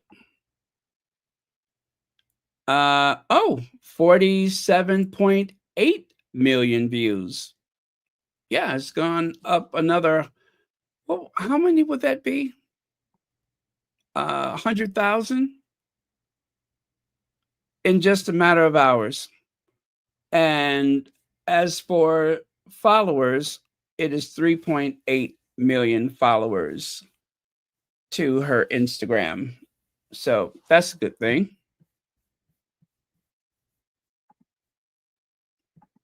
So there you go. The Duke and Duchess of Sussex, more popular than ever. They are the most popular royals. Let us not confuse like and popular, okay? Let's not confuse the idea of somebody liking you versus your popularity. When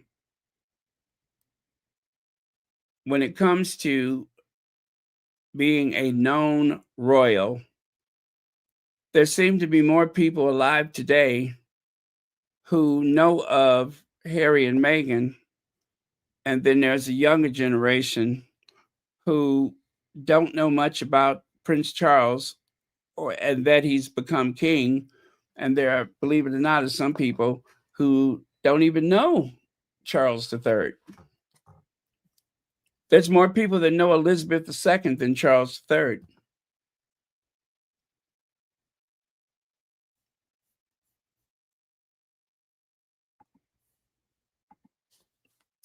Timing is no coincidence. Here is the Sussex distraction so you don't notice that Charles isn't on a horse.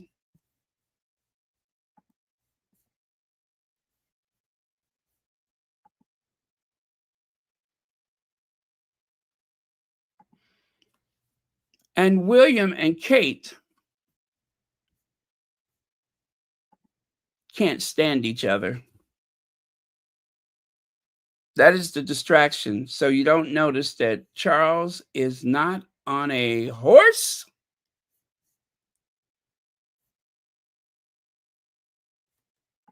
And that William and Kate cannot stand each other. Cannot stand each other.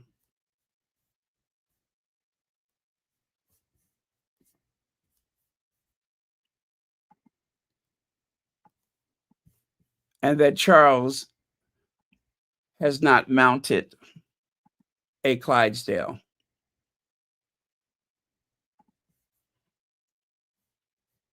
So, of course, a more mature man would use the illness of his elderly father as an opportunity to mend fences.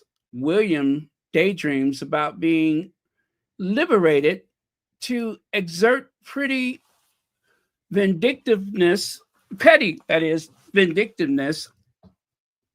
against preschoolers once his father is dead.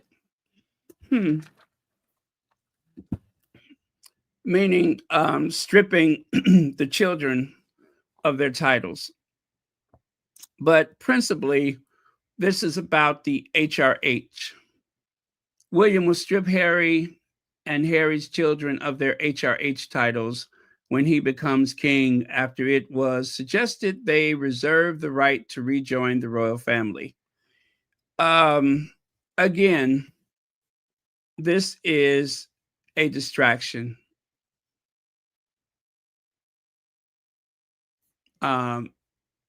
As alluded to by Henry VIII,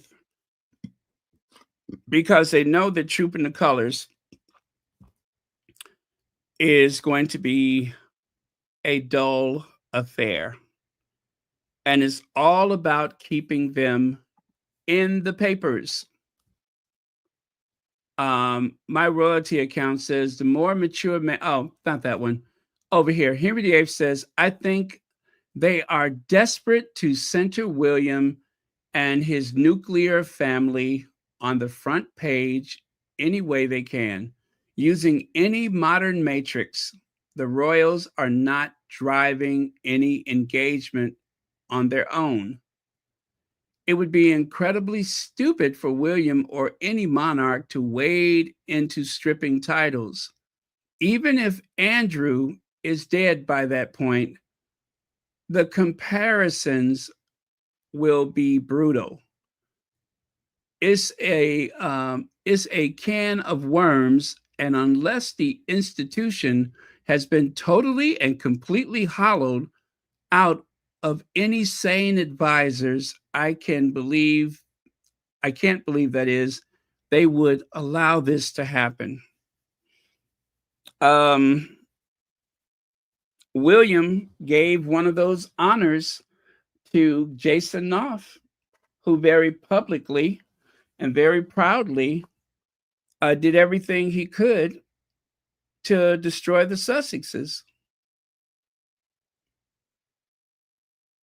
So if William was willing to do that without any seeming concern for the outcome or any backlash, I wouldn't be surprised if he actually tries to do that.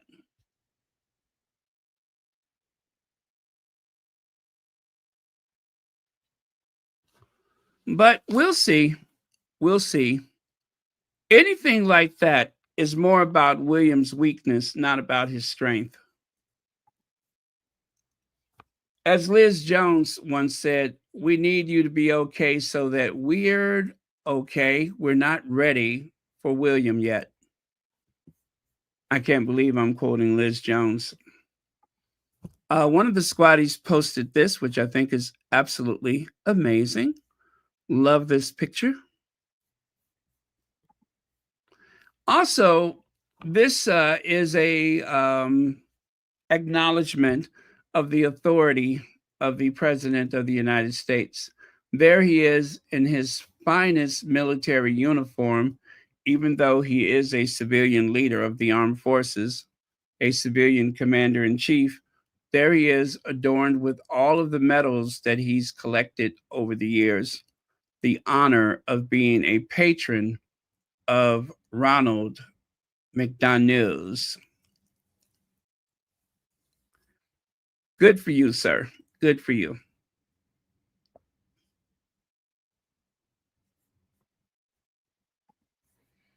Look who's in Scotland right now. Yes, look who's in Scotland. It is the Williams O'Hanion family. They're in Scotland for a wedding. See there? Serena Williams. Dear Scotland, it was well worth seeing Alexis Ohanian in a kilt. What a stud. Thank you so much. Yes, that is Alexis Ohanian wearing a kilt.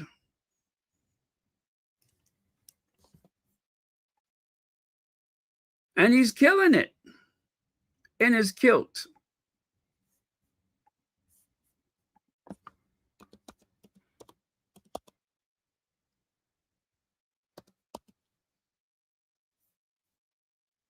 And by the way, did I ever tell you guys how much I love Scotland?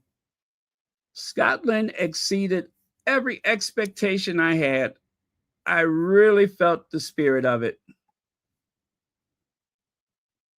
And during the pandemic, they were very quick to warn people during the pandemic. Don't get killed.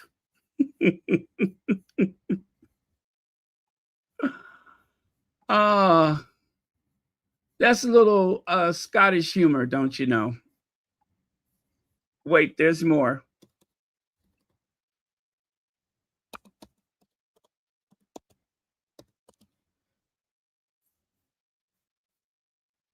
How about this one? Don't run with bagpipes. You could put an eye out, or worse yet, get killed. Aye. Don't run with a bagpipe. You could put an eye out, or even worse, get killed. How cute is that, right? Speaking of cute, how about some cute overload? How about some cute overload? Uh-oh. If you think that is adorable, wait until you see this.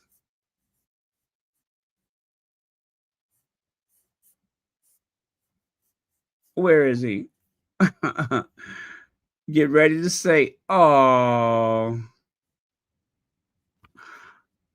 Oh. Is he adorable or what? And he's got red hair, no less. Absolutely adorable, wearing his little miniature kilt, or as some people would say, a handkerchief. So cute. I know. Absolutely cute. Adorable. Yes, he is. Absolutely adorable.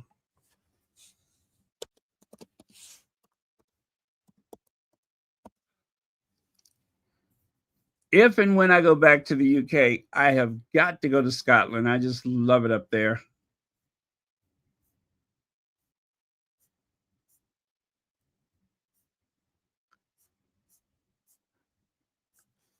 Very cool. Let me see if I have any other I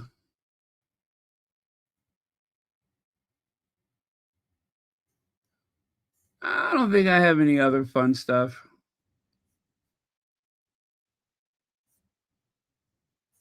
No, I think that's it.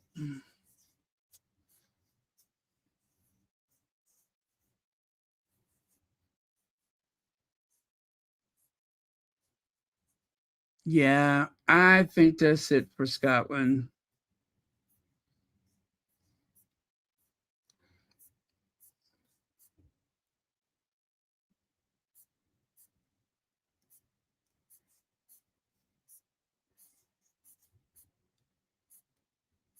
And yes, I did go to the QE too. When I was up there, I went to the QE too.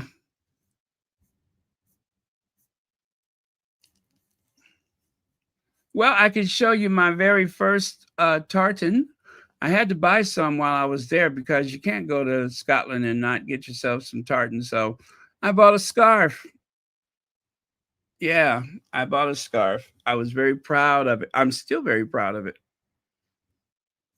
Okay, let's move on then. All right, say so long. We have to say goodbye. All right, bye-bye. Bye-bye. Bye. Bye-bye. Bye. Okay, we got to go. Okay.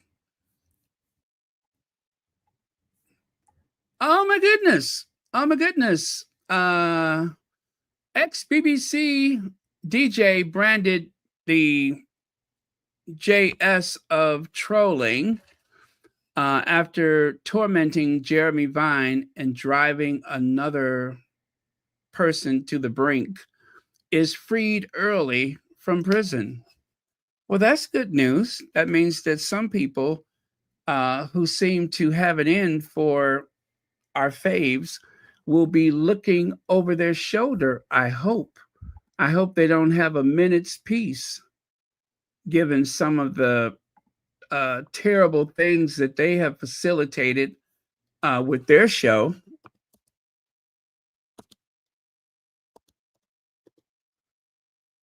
Yeah, I hope they don't have a minute's peace. Let me bring you up to date on this situation. Case is that you're fired on from all directions. Every time you open your phone, he's there. Every time you turn on your computer, he's there.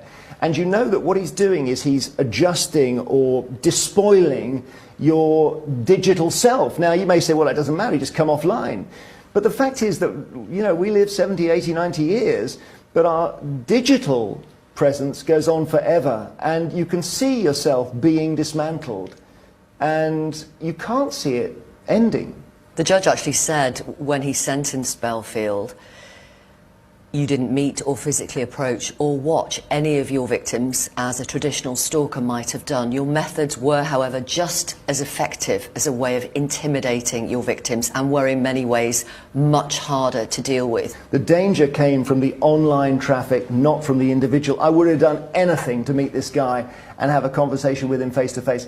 He wouldn't have been threatening. He was probably a coward. But what he wanted to do was create so much hatred against me that someone acted by proxy. I'm absolutely certain that he knows, with 400,000 people watching those videos, that at some point someone is going to take a knife or acid to my home.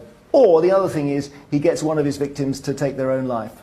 We heard about someone trying exactly that in the court case, one of the victims. 2 of them described themselves as becoming suicidal. That is not to be taken lightly. I think if the courts hadn't stopped Alex Belfield, somebody would have died. Someone who stalks in person, we imagine to be hiding in the shadows. But what Alex Belfield and his army of followers was doing was in plain sight. Everyone could see it on Twitter and YouTube. It's extraordinary. And I think there's a business model here, and this case has broken it, which is great news for everyone. But the original business model was started by Alex Jones in the USA, and it's basically selling massive amounts of misinformation on the basis that often lies are more interesting than truth. Alex Jones is the man who said the Sandy Hook shooting did not happen. That's right. And was recently sued for libel by the parents of one of the children who was killed. Correct. So you create a market for lies. Isn't that interesting? All of those things apply for him, and Meghan and Harry, for that matter, they don't get that same consideration. The idea that your campaign could cause someone to harm you, that your campaign could have you in a very nervous state of being, or that you might want to harm yourself, it seems like he would be out there trying to ring church bells, buying ad time, doing everything he could to campaign to leave Meghan alone, to leave Harry alone, to leave their children and their grandmother alone. But instead, this is his bread and butter, is Harry and Meghan. Like so many people, the ratings are boosted up into the stratosphere whenever Harry and Meghan is brought up, without any regards to their well-being or their safety. But all of a sudden, there is Jeremy Vine, who, by the way, is not the worst of the worst, but he's still pretty bad. There's Jeremy Vine asking for sympathy.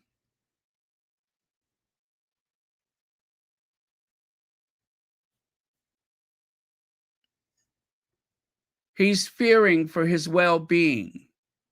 He's even saying that his digital footprint is being altered. How interesting.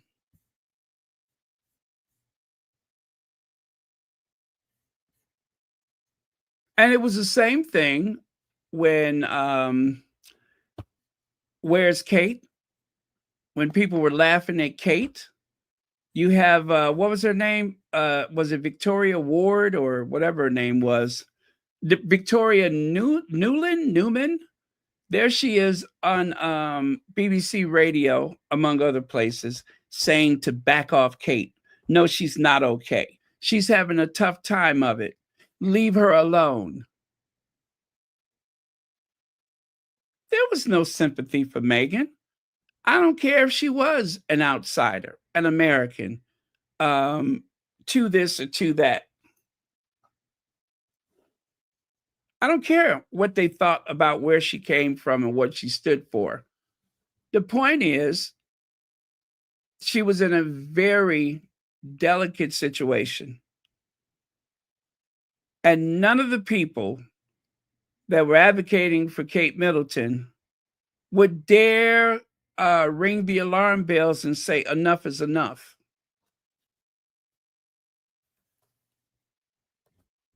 If anything, their case against Meghan only got bigger. Their arguments were amplified.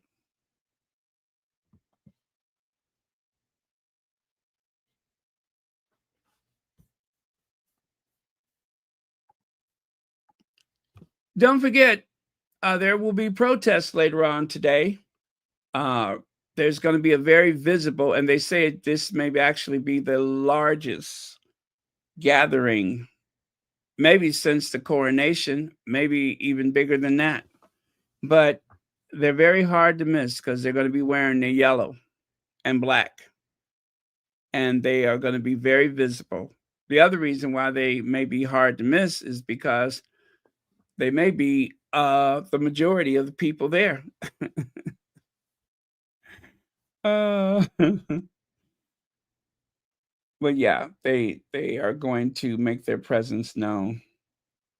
So,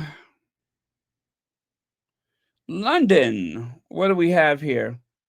Today, it will be a 51% chance of rain.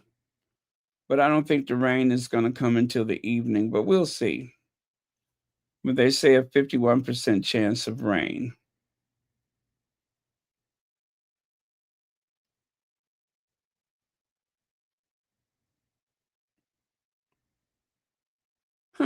Okay. And it is currently 67 degrees Fahrenheit. It should be 75 today, Fahrenheit. Okay. We'll see. Gosh, things should be happening very soon. Let me see, what time is it there? 6-hour difference. It is 9:18 a.m. in London. Got it. Oh, what do you know? It's the same time in Lagos.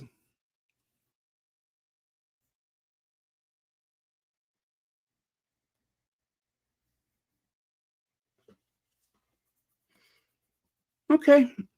Very interesting.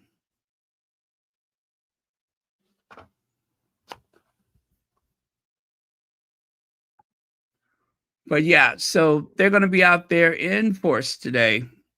And I look forward to bringing you guys some clips. Get up, Sophie. Oh, good grief. Don't you have any dignity? Do you have a shred of dignity left? Get up. How pathetic.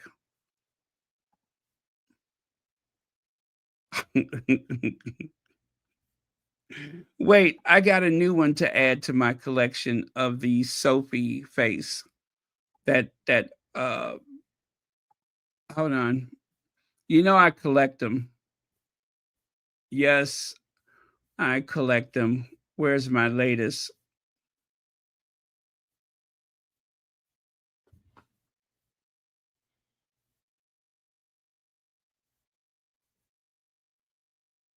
Where are you hiding, Sophie? There she is. Oh, Wait.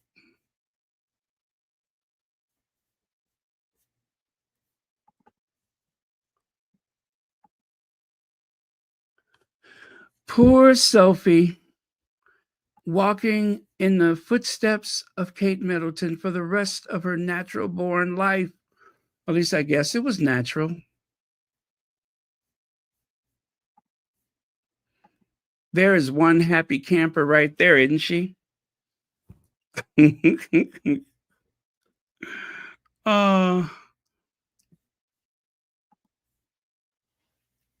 to think this was once a very proud career woman who owned her own PR agency. And now she's like part of a double act.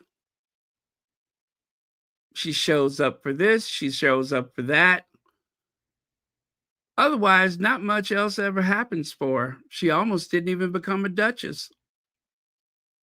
Well, I give her this much credit. She's doing a good job with this free ride that she's on, accepting charity from the royal family. When she came into that family, she was broke. Her business was floundering, in debt. And of course, out of desperation, she tried to work with someone she thought was a very wealthy sheik, but instead, she found herself in trouble by displaying such disloyalty to that family that took her in, the Mountbatten-Windsor family that took her in. She made fun of everybody, had to beg forgiveness to the queen. So, yeah, I can see why she always looks so sad, so pitiful. But remember, a frown is a smile upside down. You pathetic person, you. Pippa's plan put out to pasture. Do we think that Kate is going to help Pippa? Tough times at Buckleberry Farm. I hear the 72-acre Berkshire estate owned by by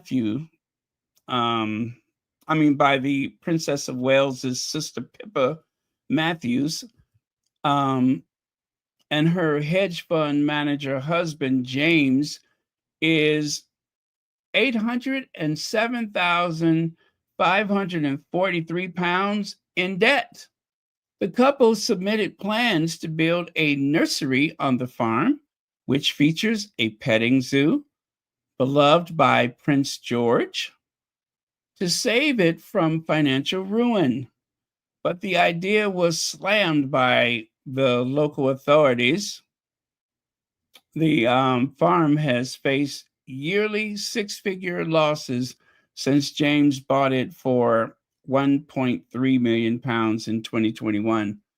Time to sell up. Now, I can't speak of the accuracy of these numbers because remember, she's supposed to be married into a billionaire family or married a billionaire.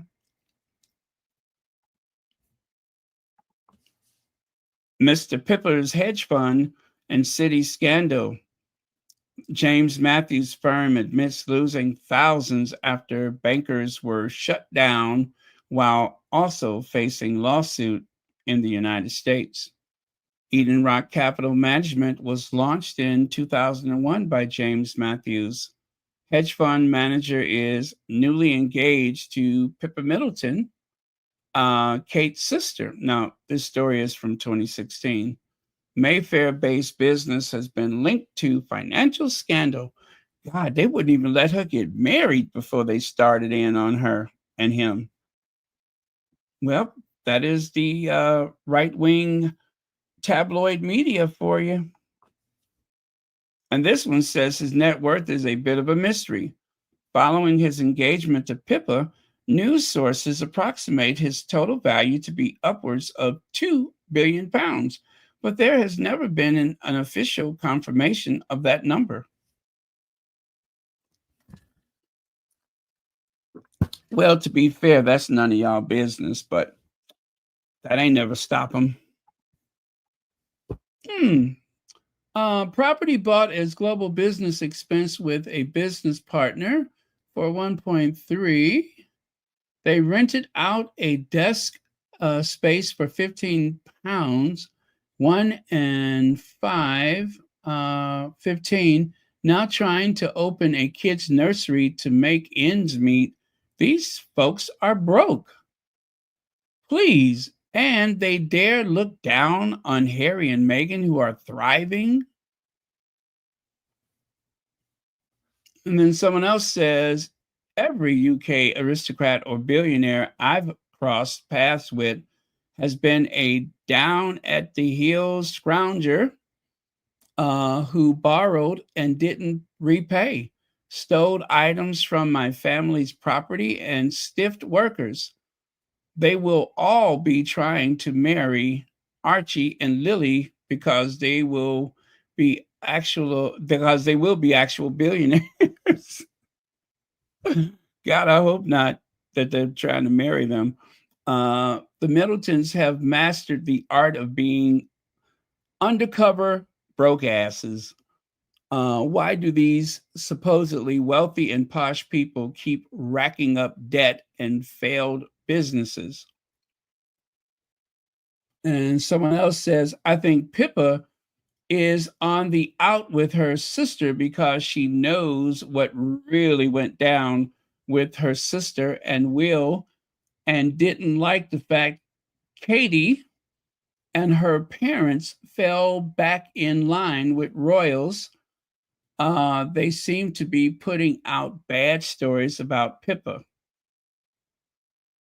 Pippa has never worked just like her sister Kate.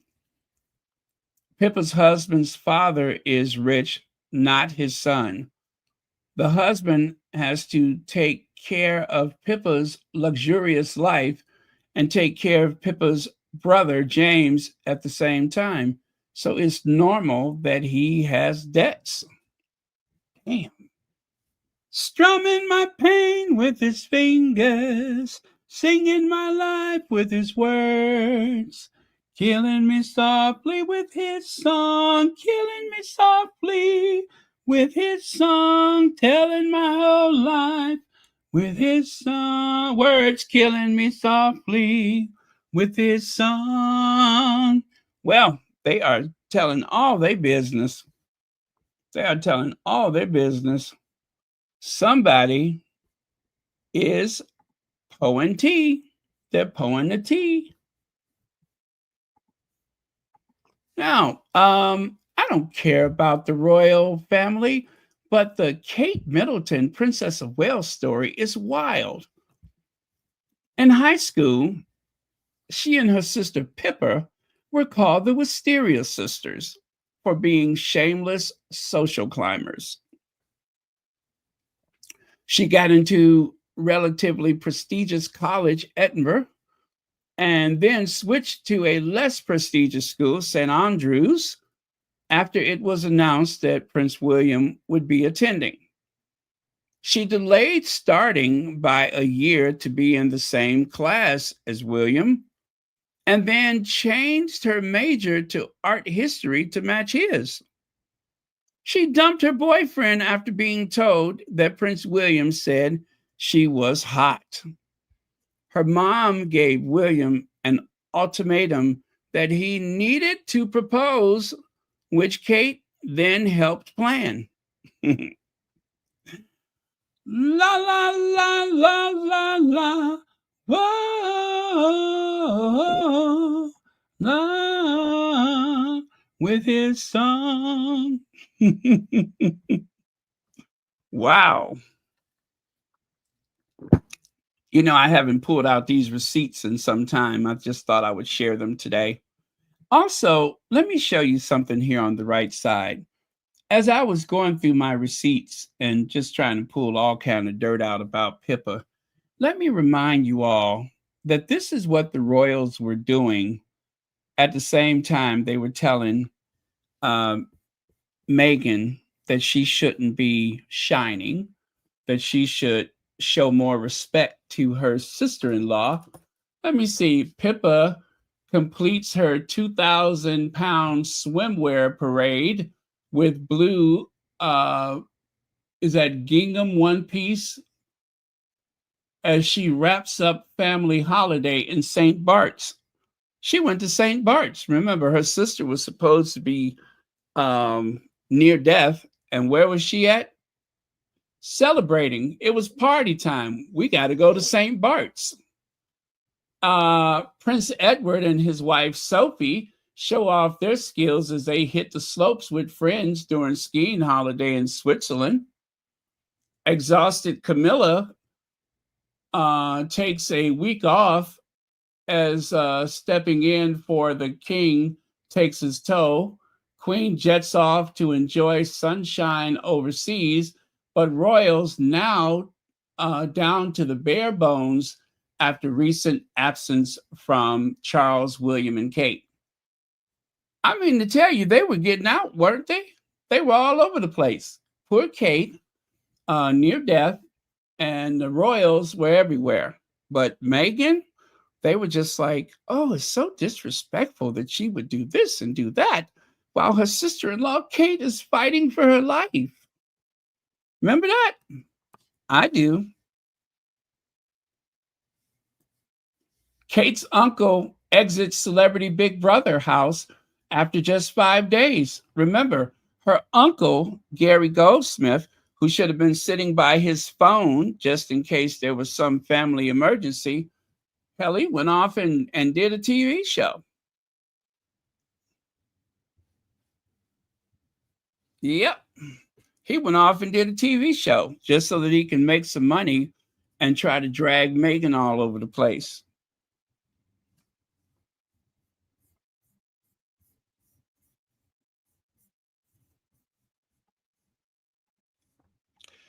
Oh, Her Royal Highness Pippa Middleton, 40, looks sensational in her 232-pound Vicks bikini as she enjoys the sun in St. Bart's with her husband and young children.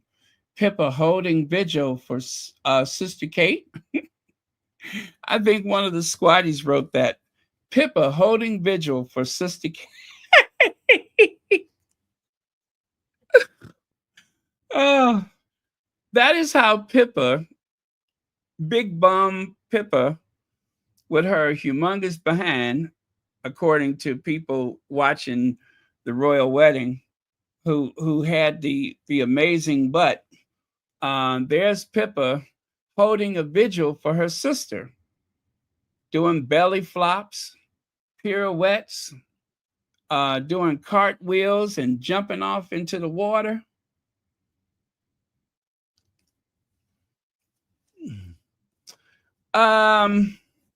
Well, I don't know if it's sold out, but a Pippa lookalike managed to buy one.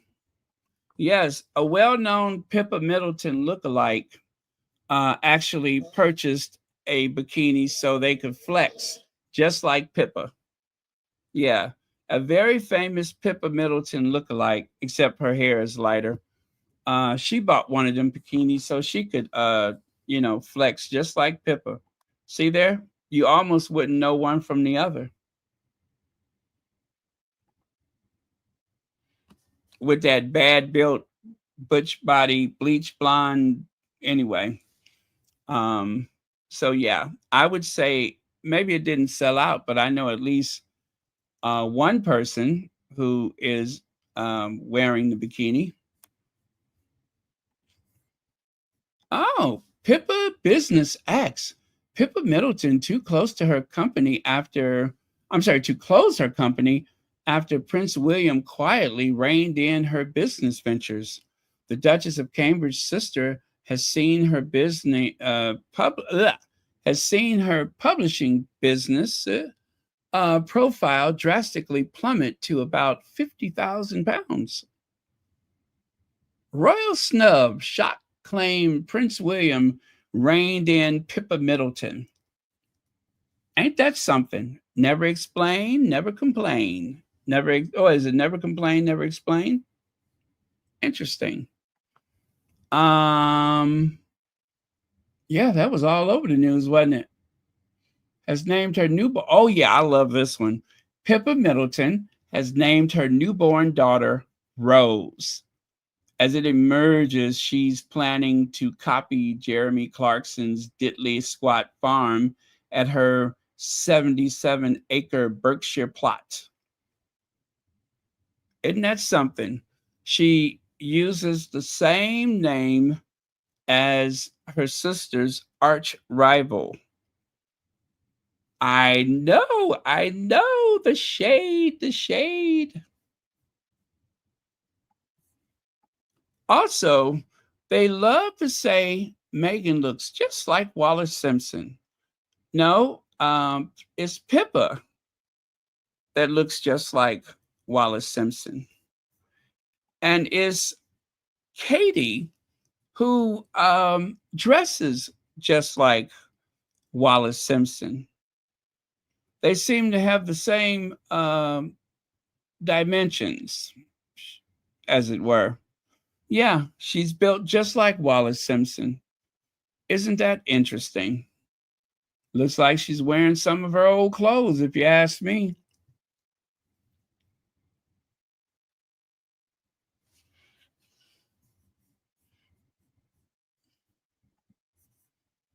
Okay, if you say so.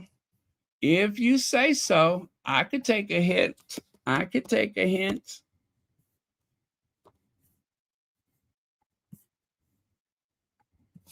Ain't nobody got time for that. Ain't nobody got time for that. Ain't nobody got time for that. Ah, and I think we're just about done, you guys. This is the last slide. We are done. God, 2.5 hours. How in the world did that happen? Anyway, Sadiq Khan received one of those honors. I think it's a knighthood, right? Did you guys know that when you receive an OBE or knighthood or any of those things, that you can actually use one of the side chapels at Westminster Abbey for your wedding? Did you know that you are able to go to the heraldic school of whatever, and they will come up with a coat of arms? Yeah. Once you receive one of those titles, you are entitled to receive a coat of arms. Now, I was listening to a bloke today, and I guess we'll finish with this guy. He was actually on a podcast with Republic, and he said something that, okay, you know what? I won't play the video because it'll be too long to get to that part. But he actually said the same thing that our dear beloved Petal says, and that once you receive that honor, that institution owns you. You are expected to defend them. You're supposed to stand up for them after you receive those honors. So this guy, he actually turned it down.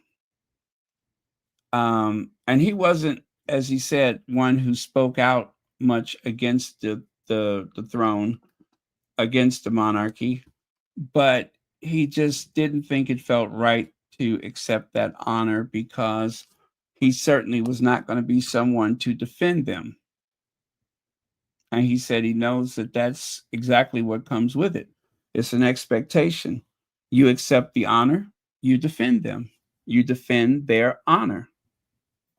So it's not really your honor, it's theirs that's at stake. And you are expected to defend them.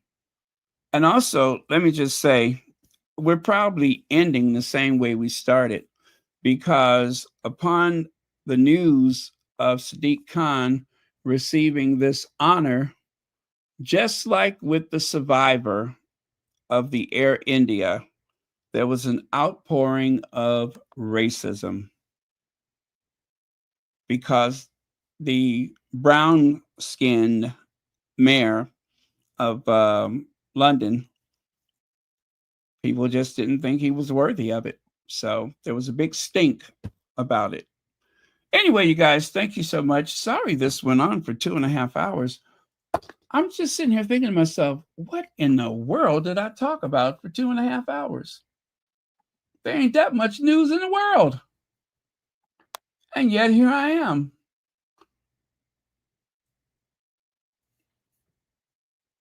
Oh, you guys, there's a lot going on in the news. And did anyone want to share anything or say anything about what's happening in the Middle East? By the way, I'm done. So if you guys need to get some sleep or start your day, go ahead. But as you know, we are a safe space if anybody has any thoughts about that. Because it is a scary time. I mean, all hell is breaking loose. So if anybody has anything that they want to add about that, go ahead.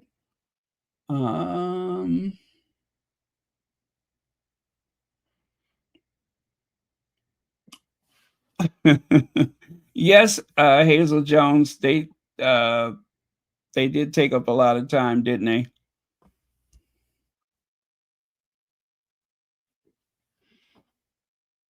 Good night, Terry H.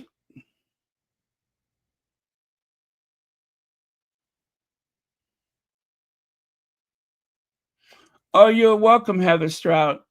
Thank you very much.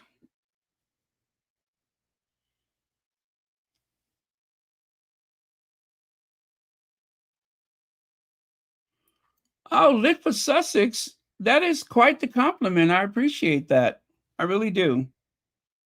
Thank you so much.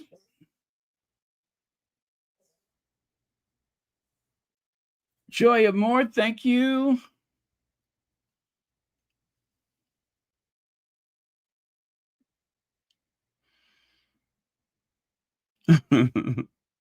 Thank you very much. Okay, well, I just want to say that it is a very, very alarming time right now. But again, take care of yourselves. Avoid the news or anything that may be wearing you down. It's okay to look away and do something else.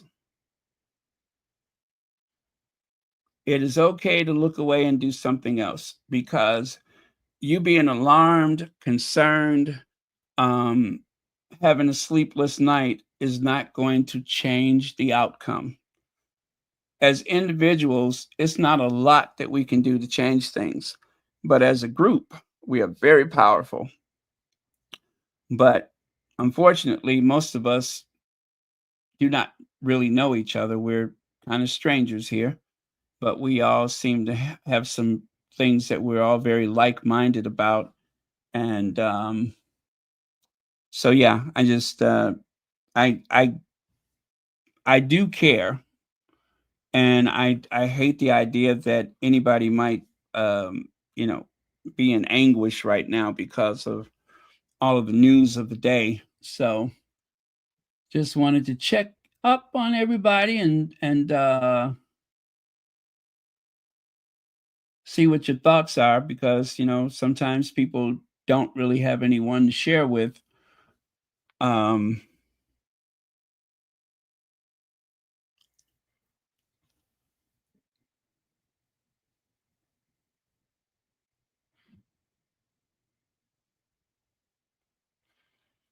Thank you for your comment, Neil. And let me see. Much worse will happen. They poked the dog with a lot of bite. Yes, they did.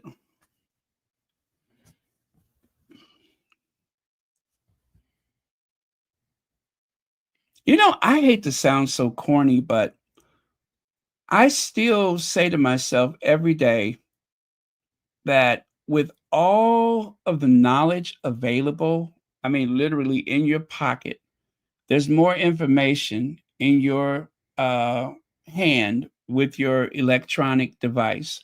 You got more information in the palm of your hand than the Library of Alexandria, than any national library in the world. You got all that information, a huge database at your fingertips. And you would think that people would be more aware of the consequences of inaction, the consequences of their actions, the lessons of history, and yet our behavior is so primitive as a, as a nation, or as for the world for that matter. I thought that the computer age would make us wiser and more knowledgeable, that we would be more patient with each other, more considerate.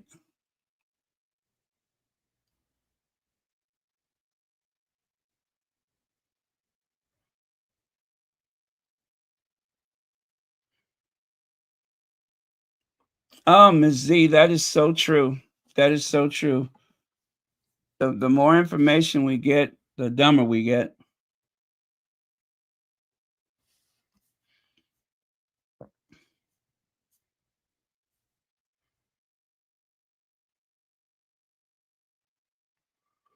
Yeah. So you guys, again, as individuals, your hand wringing, your anguish, your torment will not make these situations better. So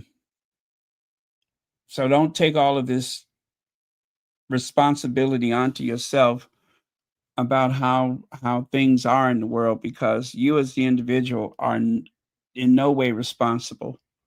We're not responsible for it, and it's not ours alone to fix. So, but yeah, I'm just very concerned, because I know that the way the news is right now, a lot of people are probably anxious, and I can't sit here and pretend like anything is going to get better overnight. But remember, the pendulum always swings in the other direction. It's not just either or. It's both, but just never at the same time. So just as things can get worse, there's always the chance that things can get better. And I believe in a place called hope. As Bill Clinton would say, Hope, Arkansas. I believe in a place called hope.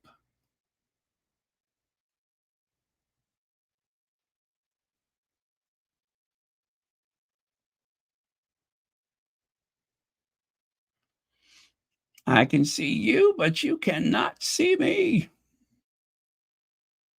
Puzzle Dot, good morning to you. Oh, thank you, Heather Stroud.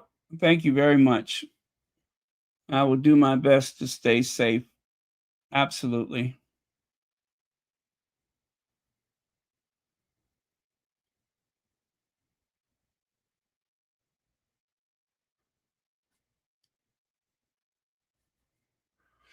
All right, folks, take care of yourselves. Pray. It works.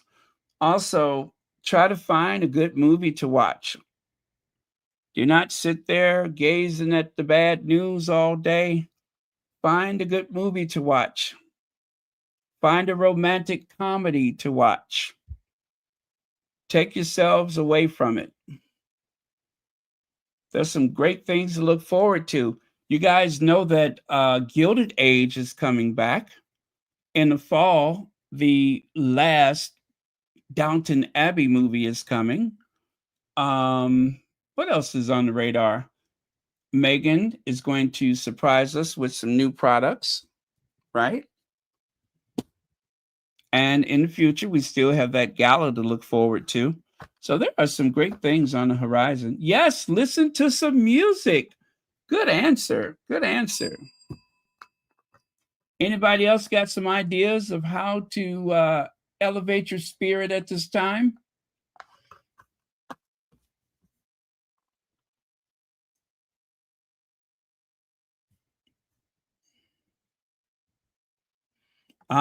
Get some rest. Get some rest. Good answer. Good answer.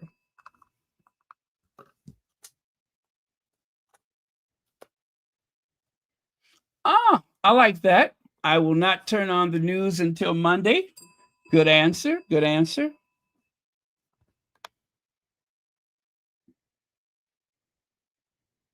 Yes, she was in there, wasn't she? She played the mom.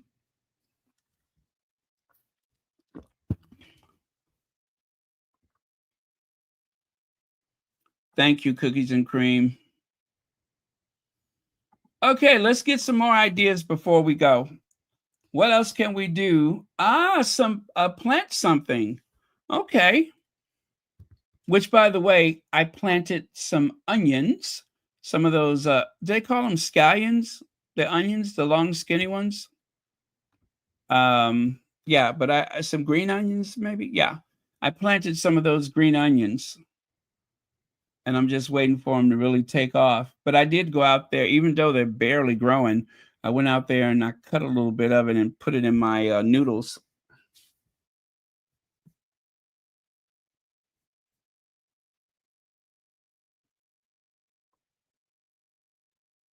Play with your pet. Good answer. Good answer. Anybody else got some ideas of what we can do to relieve some of the stress, distract from all of the stuff happening in the media?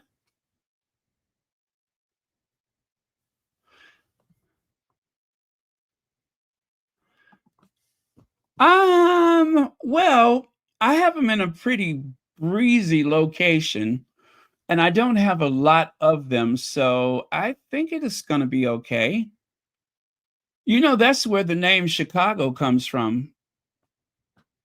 The name Chicago means stinky, rotten, smelly onions. Seriously, go ahead and Google that. What does Chicago mean?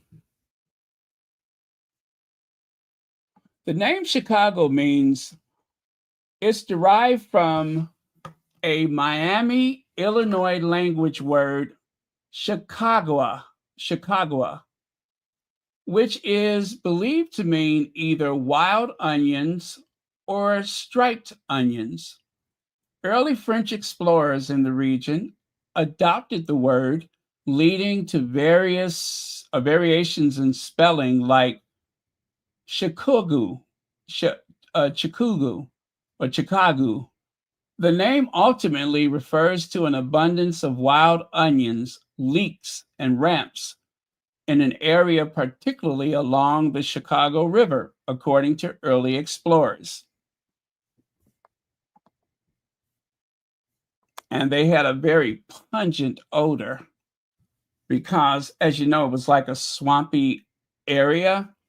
And so some of the vegetation would rot. So the name pretty much means rotten, smelly onions. Oh, okay. Good answer. That'll take some of the stress away. Bake some bread cake. Thank you, Puzzle Dot. Aromatherapy oils. Thank you, Lit for Sussex.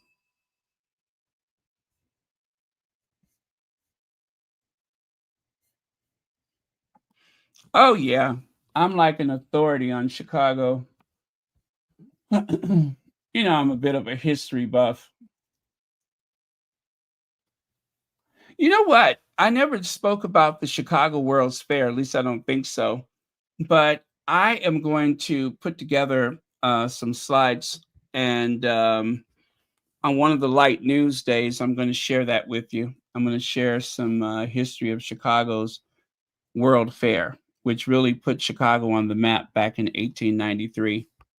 It was one of the largest events in the history of the world, and it's one of the biggest events that most people have never heard of.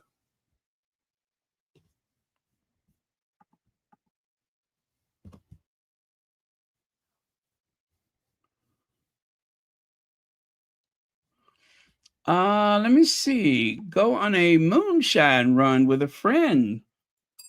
Thank you, Puzzle Dot. That's something we can do to distract from the news of the day. Binge watch favorite movie shows. Do some puzzles. Knitting also helps. Oh, do some form of exercise because they shall not raise our blood pressure. Oh, good answer. Good answer.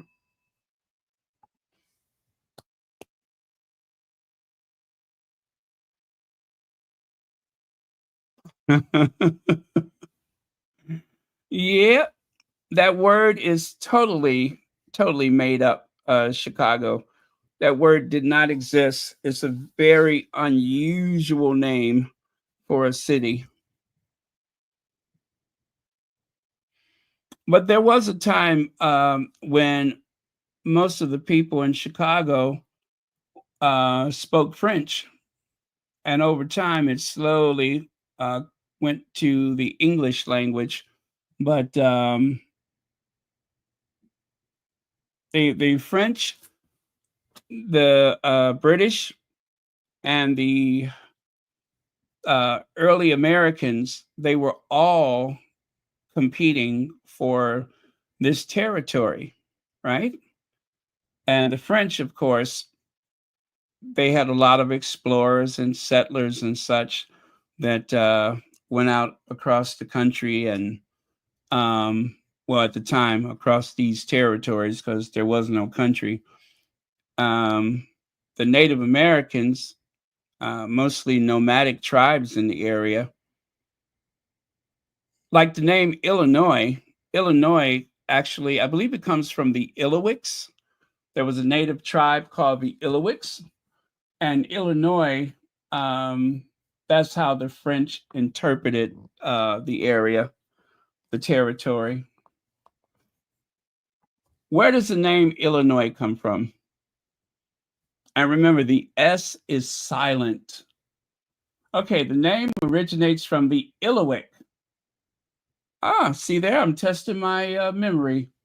The Ilowic tribe, a confederation of various Algonquin tribes who inhabited the region. The French explorer adopted the Native American name, potentially influenced by, was it Ojibwa, and other languages, eventually resulting in the name Illinois.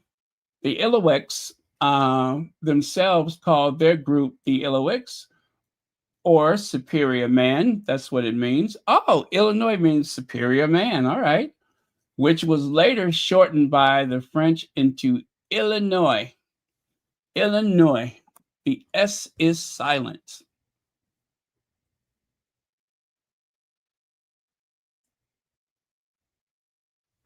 See, there, French explorers and missionaries encountered the Ilowics in the 17th century and adopted their name for the region.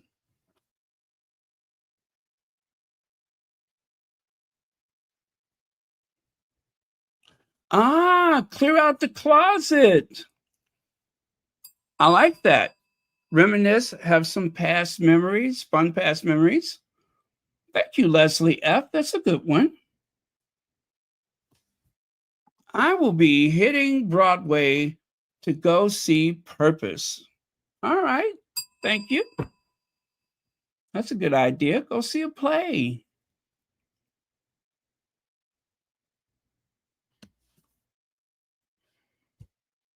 Yeah, Illinois did not become a state until 1818, and Chicago did not become a city until 1833 and was officially, um, what do you call it? It was incorporated in 1837. March the 4th, 1837. That's when Chicago officially became a city with taxes and fines and levies and all that stuff. But yeah, there's a lot of great history in Chicago. Lots of great history.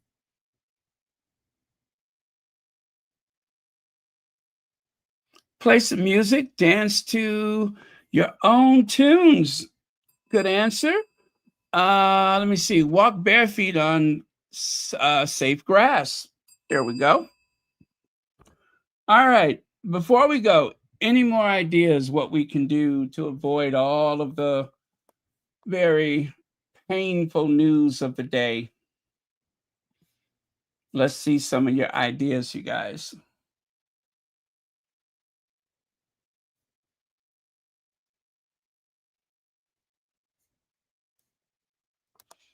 Something we can do so that we don't have to focus on all of the weirdness of the day.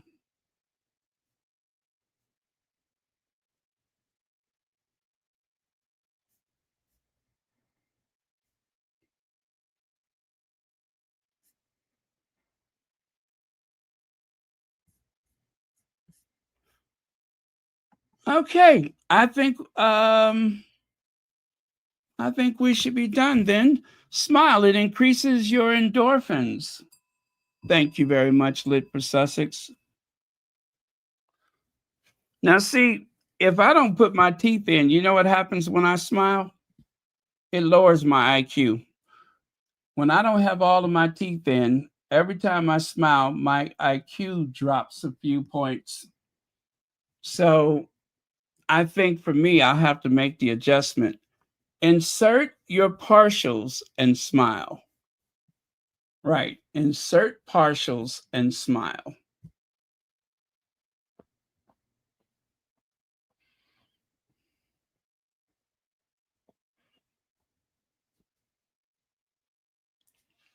Shine on your light forever, Lord. Shine on me. Shine on me. Shine your light. Put me on the right road. Help me find my way. Okay, love you guys. I'm going to go. See you next time. Shine on me. Shine on me. Too bad we can't play music on YouTube. Remember the good old days when you used to be able to play music? Now everybody wants to monetize everything.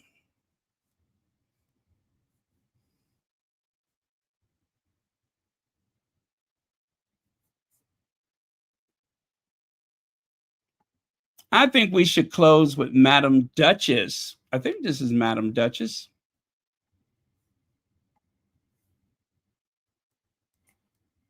Yes, amen. Shine on me. Put me on the right road. Help me find my way. Okay, cheers. God save the content creators.